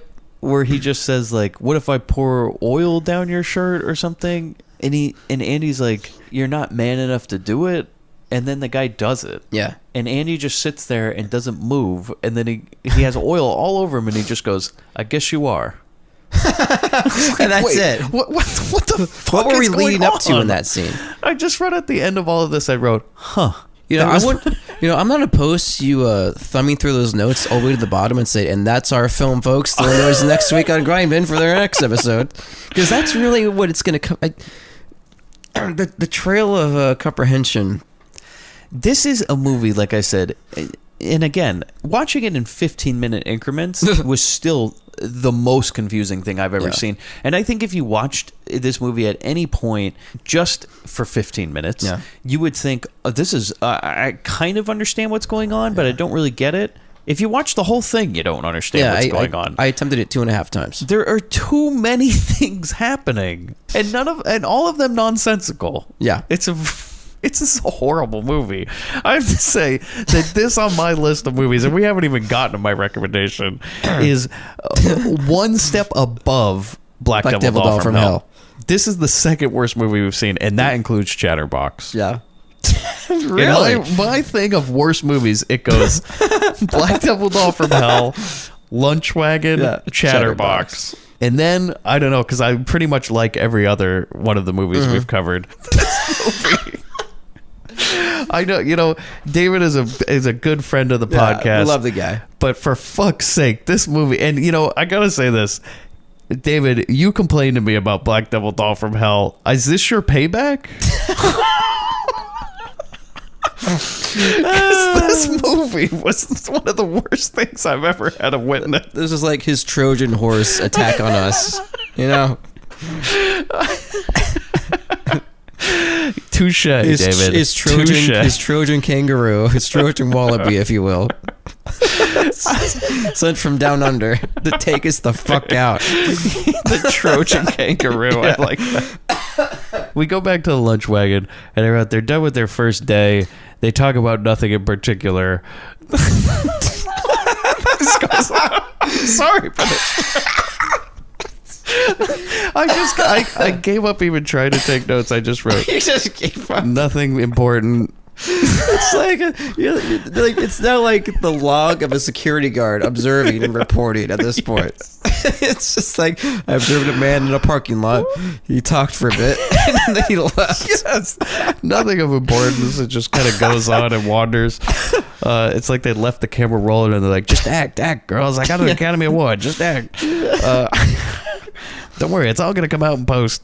So then we see the guy with the newsy hat, and he comes out of this outhouse, and he calls the boss, who's Schmeckler, and he says he has good news, and I wrote, I have no idea what he's talking about. I have no idea of time, of plot. I've never been more confused in my life. And I'm like, this is a Skinamax movie. And I'm so goddamn confused.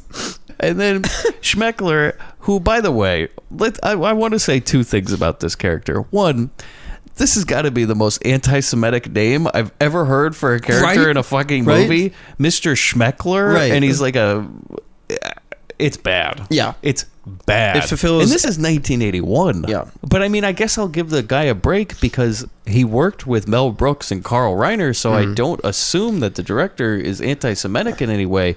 But this character comes off as being, like, insulting. I'll agree. Also, he always wears a trucker hat, which I think is the oddest choice for a man who's supposed to be rich. Well, you could argue that Schmeckler, they're trying to make it sound like Schmuckler, maybe. Which is even, that's also... Yeah, that's also... why not call him like Douchewitz Chris, or something? You're like, oh, no, they just meant to call him Schmuck, which is also another term. Mike, they didn't mean any harm. They just called this other anti-Semitic name. Right. Oh, yeah, well... Right. So they're still trying to be anti-Semitic. We're just... different play on words, if you will. And I'm not even Jewish, and I'm offended by this. Just like, what the fuck is this? So he wears a trucker hat all the time, and he always answers his phone like a new thing. Whenever somebody calls him, he's like, Bobby's Delivery Service, or something like that, you know? So Schmeckler gets off the phone with him, and then he looks over at Sunshine. He goes, well, let's celebrate, Sunshine. What do you want, food or sex? And she goes, both. And then he dials the phone, and he orders food. And I wrote, he's ordering a pot roast over the phone. I wrote, he always wears a trucker hat, and then he makes out with this lady. Done. Lunch Wagon Criminals was now, I've labeled them, his gang of guys. Okay, so Schmeckler's gang, and I know this sounds confusing. Just bear with us. I'm doing my best to explain this piece of shit. Schmeckler's crew consists of the newsy guy, a guy who I forget what he even looks like. He's there. He's a little bit taller than everybody else, but he has no defining features. No. And a woman who's always dressed in an apron and looks like a lunch lady, and she wears a hat, and she just kind of talks like, see? Like that all the time. Like 1920s. We get the money. Yeah. So we cut to these Lunch Wagon Criminals, and I wrote, they're just hanging around the construction yard after closing or something. We find out that they parked over a sewer, and the other guy was robbing a dental factory for a bunch of fillings or something. And I wrote, again, what the fuck is going on? So gets out of this. So they open this grate in the lunch truck. He gets out of the sewer, and then we cut to a zoom of this thing, and it just says dental implant factory, gold, silver, platinum. Which I thought the weirdest part about that is, well, why don't they steal the platinum? Because it's a more valuable metal. Mm-hmm. Go to the girls at home. And by the way, I can't even fucking wait to get to more of this construction yard, because I've never been more enraged at a movie in the next couple scenes. But first, the girls at home. And I wrote, I guess now Deidre lives with them. They made some money. Good for them.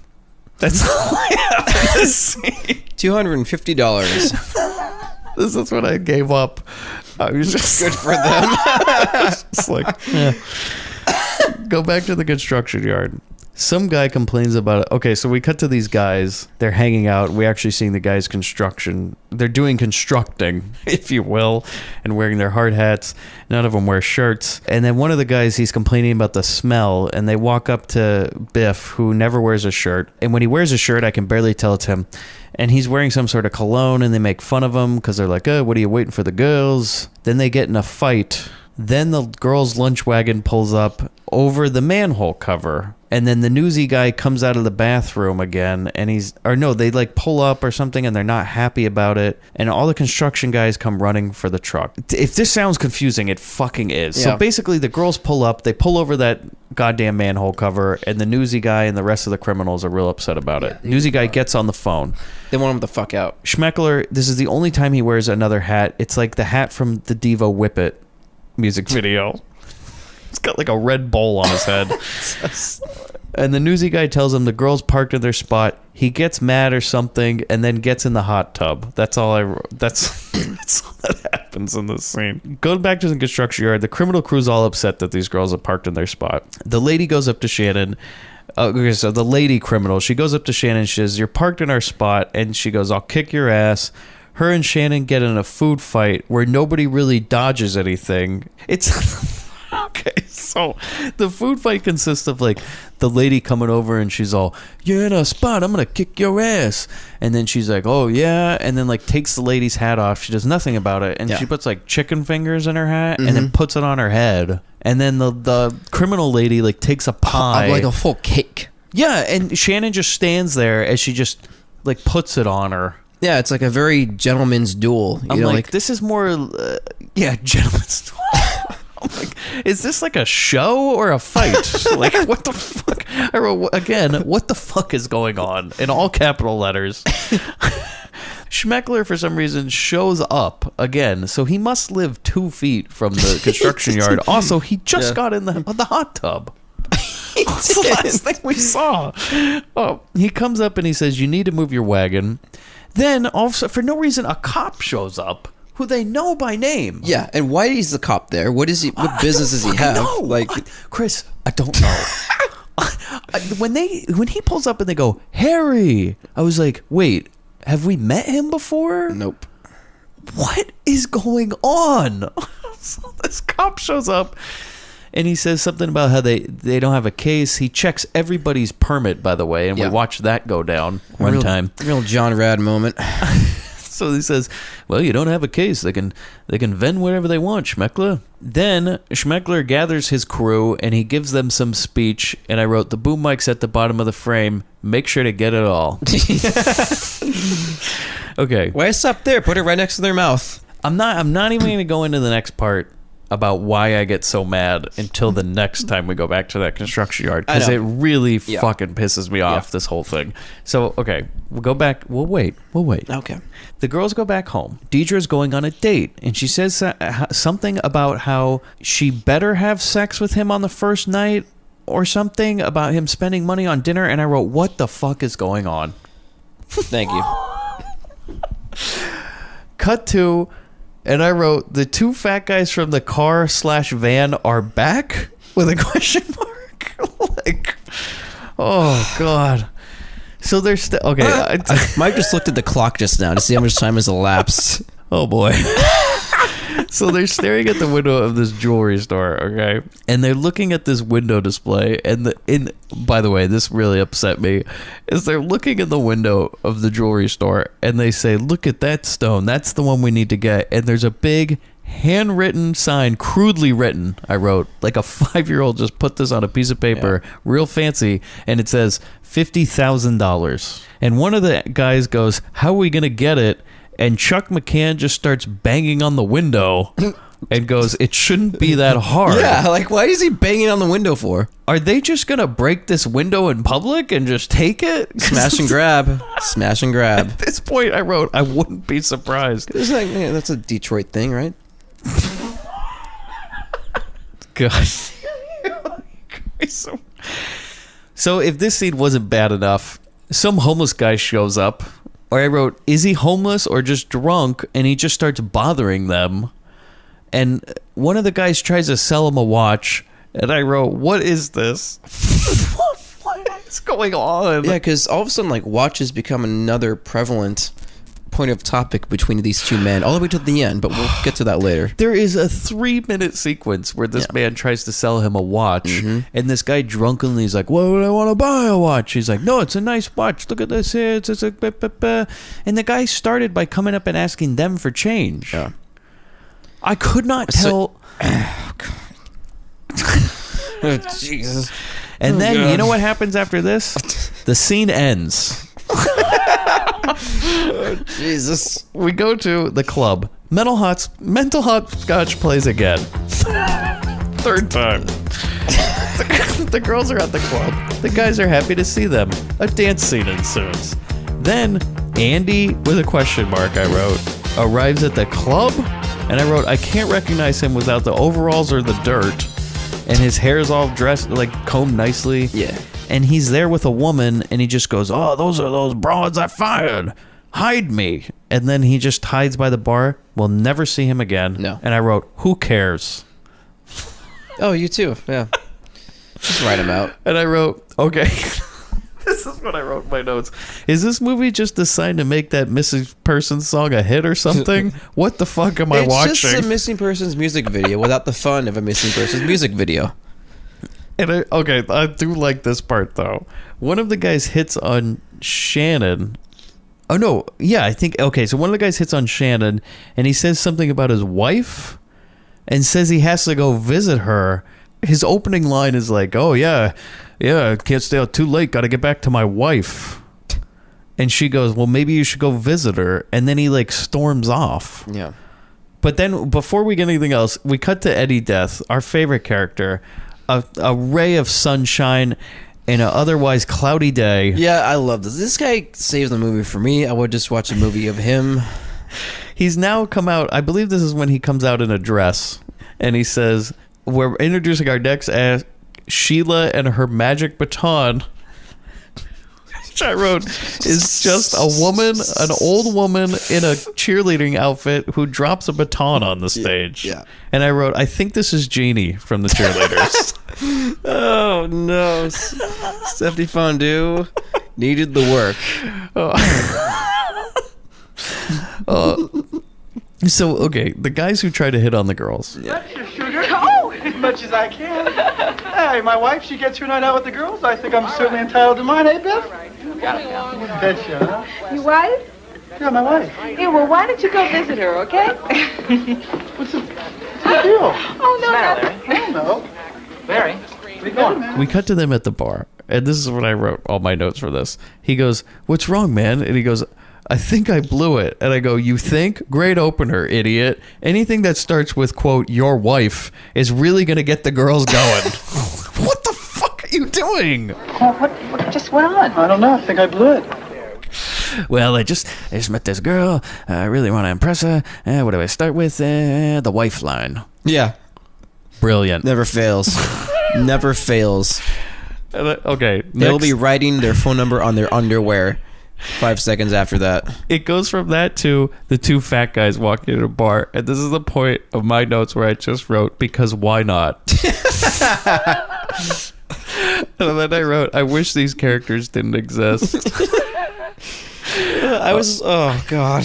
Then the guys from the band come over to hit on the girls. And then I wrote, I thought those other guys were the guys from the band. So did I. Didn't realize they were different guys. We just have like people coming out of the woodwork in the scene, like fucking So confusing. nobody after nobody after nobody. They just come rolling in, throwing in some lines. Never see him again. Who the fuck knows? Who the fuck cares? Okay, then Teddy, the lead singer of the band, the lady, comes over and she gets mad at her boyfriend, who's the roadie, for hitting on Marcy. And I wrote, what the hell is going on? You'd think the band directed this movie. I wrote, at this point in my life, I have never been more confused. And I wrote, so this other guy that hit on Marcy is Biff from the construction yard. Mm-hmm. They sure as shit didn't set this up well. No, they did not. Guy from band comes back and gets all upset she's going out with this other guy. What the fuck is happening? Eddie Death, thank God. This is when he walks on stage with the dress and he goes, "Hey, you like this dress? I picked it up on Sunset Boulevard. It's not the only thing. Not all." Yeah, not the only thing I picked up on Sunset Boulevard. Then kind of like reaches around to this back thigh, and like just crickets. He says some other things I wrote. I guess tomorrow night is the end of their talent's quest, and there is a cash prize. I wonder how this will play into the plot. I'm sure somehow, maybe not. He then introduces Olga and her dancing Mabel, and I wrote, which is just a belly dancer. Yeah. The two fat guys who just arrived want to leave. I wrote, they haven't done anything anyway and make no sense even being in this scene. And then one of them lights a joint and eats it. And I wrote, thankfully, this scene ends. Lights a joint and eats it. Deidre brings home her date. And I wrote, I guess he was the nerd from the construction yard. And I wrote, oh yes, I vaguely remember a part in which a man with glasses said no girl will be interested in me because I wear glasses. I guess this man is now a character, a main character. Oh, God. And I wrote, this is so goddamn confusing. And I wrote, also, this guy looks exactly like Fred Armisen. Yes, he did. He starts singing opera. I've officially given up. Deidre comes out in a sheer nightcape and starts coughing. And he starts coughing. She unzips his pants and they get on the couch. Biff and Marcy come home. They hear opera singing and they decide to go in their van to get busy. For some reason, the newsy guy has shown up with a flashlight and a toolbox. I guess he's going to sabotage the lunch wagon. I have no clue. Biff and Marcy make out in the van. Who cares? Shannon and the band guys show up. He drops her off and she goes upstairs. Guess that didn't work out. The newsy guy, I guess, succeeds in whatever he was doing to the truck. The nerdy guy leaves the house singing opera. A real quick finish. Marcy leaves the van and goes upstairs. Biff, another quick finish. Newsy guy runs into the same drunk homeless guy as before. Asks him for change. What the fuck is going on? I just described to you 5 minutes of this movie Thank through God. my notes. Thank you for condensing I that. don't even know how to write it down anymore. We have lost our minds. We have trying to finish this lost movie. like 80% of our audience. I am so sorry if this is the worst podcast we've ever recorded. I am trying. I know you are. Schmeckler comes home with his lady. The newsy guy calls him and says the fix is in, and he tells the guys to get there early. Next day at the construction yard. This is when I got really pissed. This is the part in my notes where I just started to rant, and I'm just going to read my entire notes to you at this point, Chris. Okay. This plan is dumb because they could have just gotten there early and parked their dumb fucking truck in the dumb fucking spot, but instead they choose to sleep in every goddamn day, I guess. Yeah. For fuck's sake, this whole plot hinges on a goddamn parking spot that they could easily get if they showed up before anyone else on the goddamn job site. Because the girl's truck pulls up, it sounds all broken and ruined, but it's fine. It apparently still runs. So the crew gets there, and this like tractor's parked over their manhole cover, and the guy goes, "Are you gonna be here long?" And he goes, "I'll be here for a while." They get all upset, and that's when I wrote that, because I'm like, all they have to do is get there before anybody else does. Right. Wake up fucking early, dumb shits. Get to the fucking site before dawn. You know what I would do? Or even like the day before, put some cones around that shit. You know what? Here's an idea. Just park the goddamn truck there all night. Overnight. And sleep in it. Yeah. Your whole goddamn plan hinges on robbing this fucking dental thing. Just park there overnight. Do it at fucking night, by the way. Yeah. Who robs anywhere in the fucking day, dumb shit? Yeah. Just leave your goddamn truck there and get the job fucking done at night. You know what? Why do you even need the goddamn truck? Just go to the site at night. There's no video cameras anywhere. Just open the goddamn manhole cover, go in there, take your fucking gold, and end this movie. You don't even need to wear black to do that. I lost it at this point. I fucking lost it. And by the way, this is the next day when I started writing those. This is when I came back to the movie. Oh. And like, I was in a real bad frame of mind.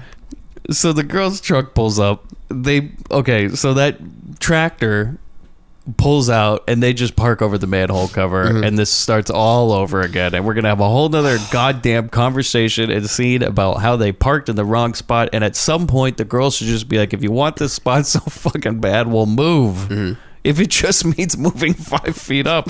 And by the way, it's not suspicious at all that you always want to park in the same goddamn spot, because parking right behind us is literally 2 feet from the spot. What is so goddamn important about this spot? Location is everything, Mike. Location. The amount of feet, there's so many mathematics that go into business. Apparently, where you park your goddamn food van is one of them. You didn't get that part in business class? No. Oh. I'm a film student. Maybe I don't understand it. I don't understand the ways of business, Chris. Neither do I.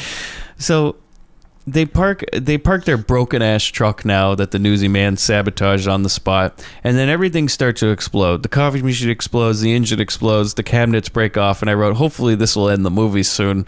Then Schmeckler pulls up, because why the fuck not? He's pissed they're in his spot. They tell him it will cost a fortune to get this thing running again, but who fucking cares? Fat guy's at the jewelry store. Oh, God. So I didn't understand this part, is we see the front of the jewelry store, and the guy who owns the store, and this is, by the way, midday. Yeah. High noon, if you will. Cars are driving on this busy street, on a main street, and he puts a close sign out. And I'm like, I don't understand. Apparently they close in the middle of the day? Civilized societies do. Well, now we know Chris's politics. Civilized societies. And I wrote, what are these guys doing in the movie, and why do I care? They see a janitor going into the back of the store, and they decide, well, I guess this is their plan for stealing the diamond. They knock him out, and they take his outfit. And I wrote, I don't think it will fit him, but okay. One of the fat guys, the dumber one, not Chuck McCann, he goes inside the jewelry store, and he starts to clean. Yeah. But he's like actually doing his job. Yeah. Like he's like taking out the trash and all this stuff. And he's like, he's wiping down the stuff. And he's like feather dusting the cabinet. And yeah, and he's like chatting up the owner and everything. He's like, hey, how you doing today? No business, closing early. Oh, I've never seen anybody close a store at 2:00 in the afternoon. Maybe it was his lunch break. I'll give him that. And then he sneaks by the owner and just takes the $50,000 jewel. Like, this is their whole plan. Is all he had to do was walk in and take that jewel off the counter. Done. Yeah. And by the way, it's not a big jewel. It's just the size of a diamond. It's like a little, barely a walnut. You can't even see it, by the way. You never even actually see the jewel. And I wrote, obviously, this guy will know it's them because he's the only one that's been in the store now that it's closed. He hands the bag where he put the jewel into to his partner, which he put it into a trash bag for some reason. And Chuck McCann hands it to the trash guy as he comes by, and he throws it out. Then the other guy comes out and he goes, oh, did you get the jewel I gave you? And he's like, where is it? He goes, it was in that trash bag. Chuck McCann starts strangling him. And like a doctor telling you the tumor is benign. The scene ends. And we can live another day. Cut to Andy's, and I go, why? Why the hell is he still in this movie? Why do we fucking care?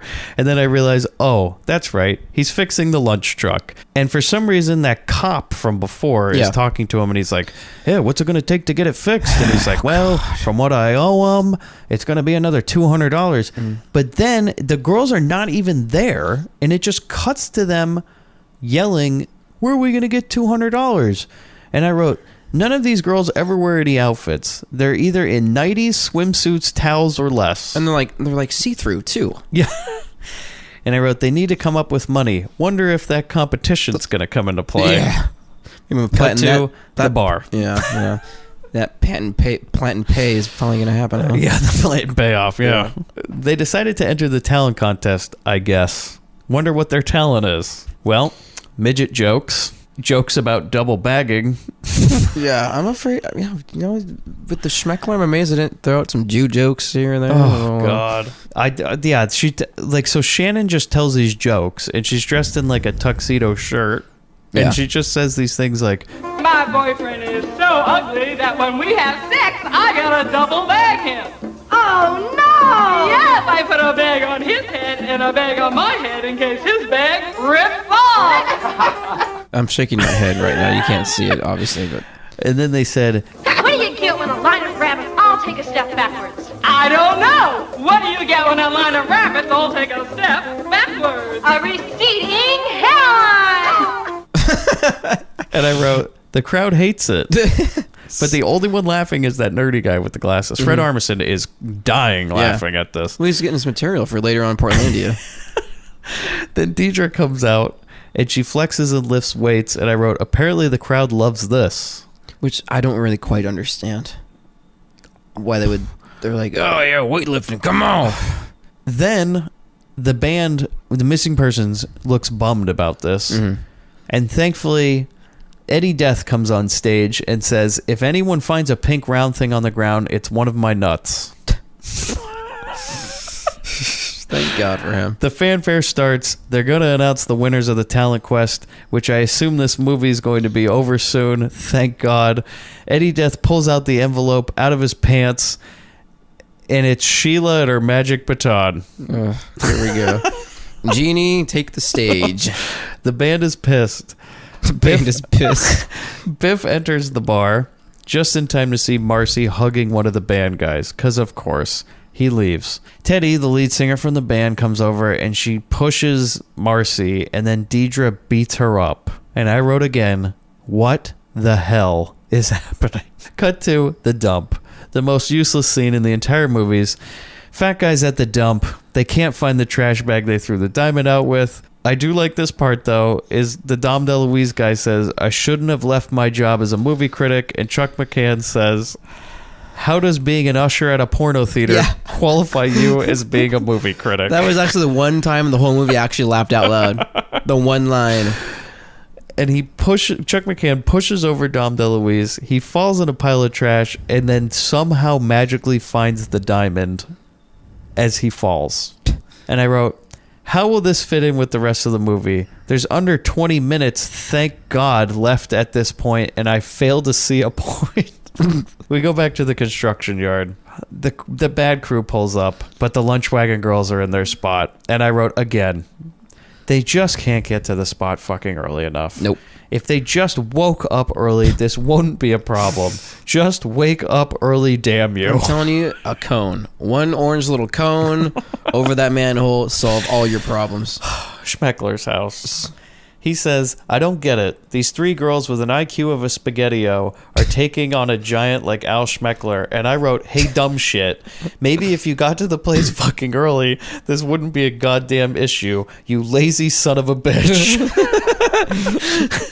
The newsy guy calls him and says they're in the spot again. He fires him, I think, is what I wrote, because I couldn't tell. Yeah. Construction yard. Biff is upset in the most pointless scene yet, because he saw Marcy hug a guy. He's brown bagging it for now, which means bringing his lunch. Marcy says the roadie was just comforting her because they lost and he loaned them the money to fix their wagon. Biff gets mad and says she doesn't care about their relationship. And I wrote, what relationship? She says, just fuck off, Biff. And he throws his lunch bag or something. Done. We're so close to the end. Thank God. Fat guy's in the car. They think someone is following them.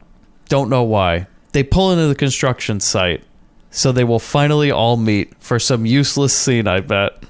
They decide to get some food, because why not? The bad guys think the fat guys are Schmeckler's hitmen. Don't know when that was mentioned, but okay. The cops pull up. He runs the fat guy's car for some reason. Why? He asks the fat guy for his license. There is a warrant out for his arrest because of unpaid parking violations. The cop tells him to follow him. And I wrote, that's not how it works. Hey, I got a warrant for your arrest. I'm going to need you to follow me down to the police station. Hey. I wrote, no. No. You know, when you have an Academy Award, you follow what the fuck you want. No. If you're a motorcycle cop, and correct me if I'm wrong, any police officers that listen to this show, I know there are none of you. If you're on a motorcycle and you need to arrest somebody because they have warrants out for their arrest, you drag them behind by a chain. I assume you call for a car to back you up, and then you put them in the back of the car and take them to the station. Yeah. But this movie doesn't have the budget for a police car. Follow me to the station. One of the myriads of problems in this fucking movie. Sir, you're coming with me. We go back to Schmeckler's house, and I wrote, for the love of God, why? He gives his lady a bunch of food on a tray, and she asks for cookies. And at this point, I stop paying attention to the movie, and I go, what does this man do exactly? Then his mom comes over. She says something about how he says something about like, oh, you need to put some clothes on because my mom thinks I'm a virgin. And I'm like... unneeded exposition, right? Yeah. I wrote, he needs his mom to get this job done or something. The mom doesn't like his girlfriend all that much. That's all I learned from this scene. Thankfully, at some point, it cuts. Cut to the girls' house. They're just watching TV. Some useless dialogue happens. They say they're hungry or something, so Marcy decides to go to the lunch truck and get some food. And I go, apparently they don't keep food in their house. They keep it in their lunch truck. Schmeckler's mom comes in, holds her up with a gun. And I wrote, he couldn't do this plan by himself or have the goons do this. His mom just shows up with a gun. Maybe you should just get to that goddamn spot on time.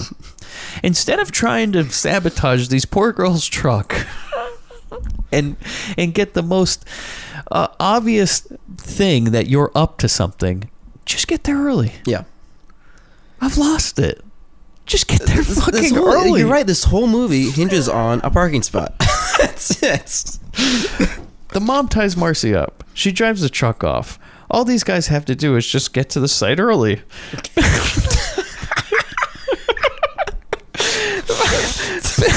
Biff comes over and he asks for Marcy. They say she's in the wagon. He says the wagon's not there. Then they somehow all know that Schmeckler has kidnapped her. And I wrote, how? They all leave to find her. But before they do, the nerd guy says he knows where to get answers. And I wrote, how? How and why? Fat guy's at the police station.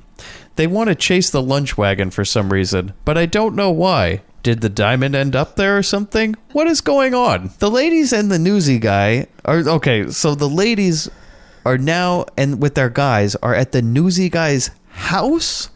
But I couldn't tell it was him, because he doesn't have his hat on. No. And I'm just like, who is this man? How do they know where he lives? And what does he have to do with the plot? Oh, I guess it's the newsy guy. Is it him, though? He doesn't have his hat on. Deidre's going to get the info out of him, apparently by giving him a massage. Oh, that's all it takes, huh? Fat guys chase after the wagon. Biff drives the band's van. Why?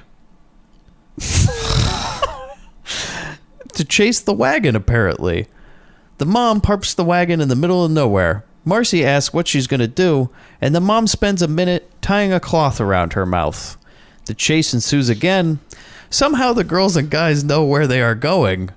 I guess they got the info from that guy. Mom pulls up to a military checkpoint, because why not? She says something about how... And he says something how she should leave because they're testing high explosives at 7 a.m. And I wrote, bet this will come into play. I still have no idea what's going on and what the overall plan is. The girls and guys have run out of gas because, of course, Mom stops the wagon. I'm so close to this movie. Mom stops the wagon in front of a gate that says stop. She opens it to get back in to drive. Mom parks the wagon and runs out. The fat guys pull up and run after the lunch wagon. The girls somehow got a Jeep and pull up. Explosions go off. I don't know what just happened. Yeah, I didn't get that either. Construction yard, Schmeckler's crew. I guess they got there early enough. They have a bunch of gold bricks. They have won. This is what I'm just reading my notes at this point. Oh, I know. The girls pull up with a truck and they come up and play a tape recorder in which the newsy guy confesses to the whole plan, which apparently also included robbing a school for crippled children in Burbank. He writes them a check or something. I guess that will shut them up. The cops show up. Schmeckler, for some reason, takes the gold bars out of the lunch truck and starts carrying them. The cop arrests him. Fat guy's in the hospital. Apparently they got exploded. They say things, but I don't care. Lunch wagon. They drive around and Marcy says she wants a hot dog. The nerd guy finds something in the mustard. They found the diamond. They all scream and shit. The movie ends. Thank God. Oh, God. Recommendation? Nope. This is definitely the most different episode of Grindbin we've ever recorded. Oh, I felt like I was thrown into a cement mixer. I am so sorry if this was not entertaining. David, you got us. Touche. If this is your payback for Black Devil Doll from Hell, you got us. Yeah. You got us. Thankfully, this movie was just about as long as Black Devil Doll. Yeah, I mean, you got us over a barrel. Just throw it over Niagara Falls already, for fuck's sake. If you're interested in seeing the movie Lunch Wagon, it's on Daily Motion. If for some reason it comes out on DVD, don't support them. This is the most incoherent mess of a film I've ever seen. Yeah. For a Skidamax flick to have this amount of incoherence... Yeah, I could see the guys sitting there late at night with the lotion, one hand, Kleenex, and then going, oh, where's my boner? What's going on here? I mean, come on. I mean, 20 minutes in. Here's the thing about this movie. There's not much nudity in it. No. Nothing is titillating at all. Instead, we watch some guys argue over a parking spot for 80 minutes. And like I said, they could have just got there the fuck early. Yeah. Also, we watch two fat guys rob a jewelry store. It makes no goddamn sense. But apparently the diamond ends up with the girls at the end, and they're all rich or criminals. Take the logic of the scene with Bobby, I've got the money from the van, and just... Oh my God, Chris, that is an amazing analogy. This movie is literally just... Bobby, I've got the money. Bobby, I've got the money. Thank you. From our first episode, The Van. Yep. I highly encourage you to watch that movie instead of Lunch Wagon. But again, oh no. For fuck's sake. Speaking of This is me unplugging the microphone and going home. Oh, here it comes. Chris? Chris literally unplugged his microphone, and now he can't get the XLR cable back into it. He really can't. I'm watching a man. There we go. Just barely awake. I'm so dead. You have no idea. Chris, you hear those? Lilting, Do I? But do I? You hear those dulcet tones? I hear that lamp shorting out. Sammy Johns, he's here in ghost form, and he wants to know. Who? Where's the lamp? Did it get tried? If you've never listened to this show before, our recurring segment we have. I'm sorry, we're both dead at this point. It's past 1 a.m. and we're talking about a movie that it took us 3 days to watch. And it's only 80 minutes. Imagine if I watched this on a plane. Oh, for fuck's sake! Like there'd be no survivors. That's what I'm saying. Chris watches this movie on a plane and you just read on the news. Black box found. It was 4th of July, so they're going to suspect the worst. Black box found, and you just hear on the recording just a man screaming. It's about a fucking parking spot. Just get there fucking early. But they've been waiting. The engine's been idled. Our recurring segment on this show is that every movie we ever talk about, we discuss how does it fit with the first movie we ever covered on this podcast, The Van. 1977's The Van, starring Stuart Goetz and Danny DeVito. It's about a ginger kid who gets a van, much like these ladies get a lunch wagon, and he goes around and rapes women in it. And we just want to know all the adventures that him and Danny DeVito had after that movie took place. Chris, how do Bobby and DeVito fit into the world of Lunch Wagon? Oh, thank you, because I was so anticipating you asking me this for this film. So, for the Lunch Wagon, Bobby and DeVito would spy this luxurious lunch wagon rolling around, and they noticed the two girls in there. They're like, Bobby, I got an idea. This girl's got to sit down sometime to drive that van. So after hours, they go in and they wait for overnight. They put in new seats where they fit themselves into the seats of this vehicle, and they kind of just squat for 6 hours at night waiting for them to get in. And there's little holes that they cut out for themselves, private little holes, for the genitalia, to get access to certain areas when the woman sits down. And they paint their faces and their body the same color as the seats. So when they sit down, that's where they get their satisfaction. What else do you want in 15 seconds notice, you know? That's what I got. While you were describing that, I almost blacked out. Like this. I was just like, Mike is literally barely hanging on in his chair. How do I think they would fit in this? Well, let me tell you.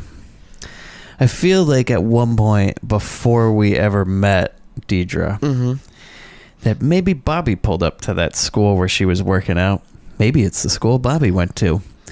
And I feel like he'd be like, oh, whoa, look at this chick over here. She's really strong. And he goes over and he says something about how, hey, you want to get in the back of my van, smoke a joint? You can do some heavy lifting. And I feel like maybe he gets her in the back by promising her toast or something. Toast. Maybe he plays that 8-track of people having sex and she's really interested because the girls love it. But I feel like maybe Deidre gets a little too rough, and that waterbed pops again. Yeah. And I feel like he goes back to the dealership and he goes, the waterbed keeps popping. And he goes, no refunds. That's all I got. Literally, that's all I got. Yeah, that's all you can get, really, if you think about it. There's not a lot to glean as far as van material. So hopefully I'll cut down this episode to a mere 10 minutes. It's more of it'll be cut down to a coming attractions length.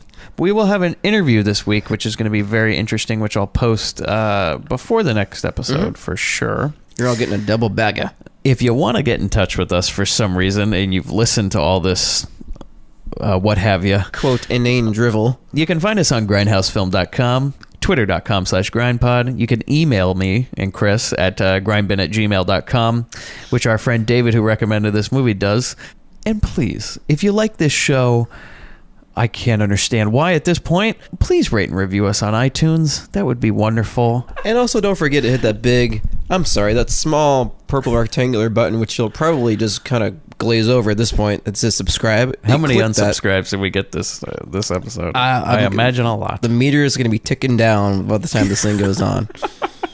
If this ends up being our highest rated episode, I'm going to shoot myself. Like, this is what it's going to take, huh? You know what? Yeah. I just need to know myself. Bobby, park the van. I feel like our new thing is at any point, if we just want to end the podcast, somebody's just going to say that. And no matter what, we just have to end. Bobby, park the van. Bobby, load the gun. Bobby, load the gun. I like that one. Can you imagine if Bobby had a gun in that movie? I want a sequel to the van where Bobby starts to fucking lose it. Bobby's got a gun. The van too. Dude, that's the tagline. Bobby's got a gun. ...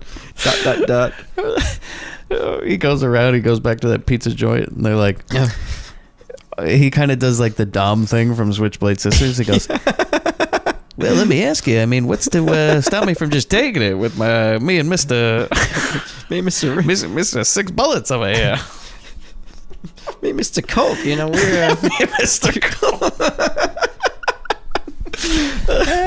Hey, you don't want to give it up, huh? Mr. Colt says otherwise, bitch. Wait, so Mr. Colt? Oh, you disagree? Oh, well, we're speaking to Mr. Colt's microphone, will you? Please don't give up on us after this show. It was great then. I mean, it's still good now. I mean, it's great now. If you're still listening to this episode, I'm cutting out so much of this content, but I'm just going to tell you this right now. One time, Chris and I saw Danzig's show. Okay, we saw this. We saw Danzig perform, and he performed with three bands: the Misfits, Sam Hain, and Danzig. He did 3 sets. It was the Danzig Legacy Tour tickets that I got off Groupon. Yes, Chris bought these tickets off Groupon, and it was for an amphitheater. It was, I would say, not half full. Yeah. But Danzig's playing there. It's at Irvine Meadows Amphitheater, which is now called the Verizon Center. And Danzig, I think it was in the 3rd set. Like, he was playing his Danzig songs, and he goes in a huff. I would say more of a wheeze. He goes, go ahead and say it, Chris. You motherfuckers, thanks for coming out. You know, we used to play here back in the day, back in the 90s. It was good back then. It's good now. It's good now. It's That was the best moment I've ever had at a concert. Yeah. Thanks for joining us on this episode of Grindbin. If you want more stories like that, #CallMeTex. Hey, Bobby, I got the money. Dad, I made the team. But you're a hooker. Get that goddamn thing out of your mouth.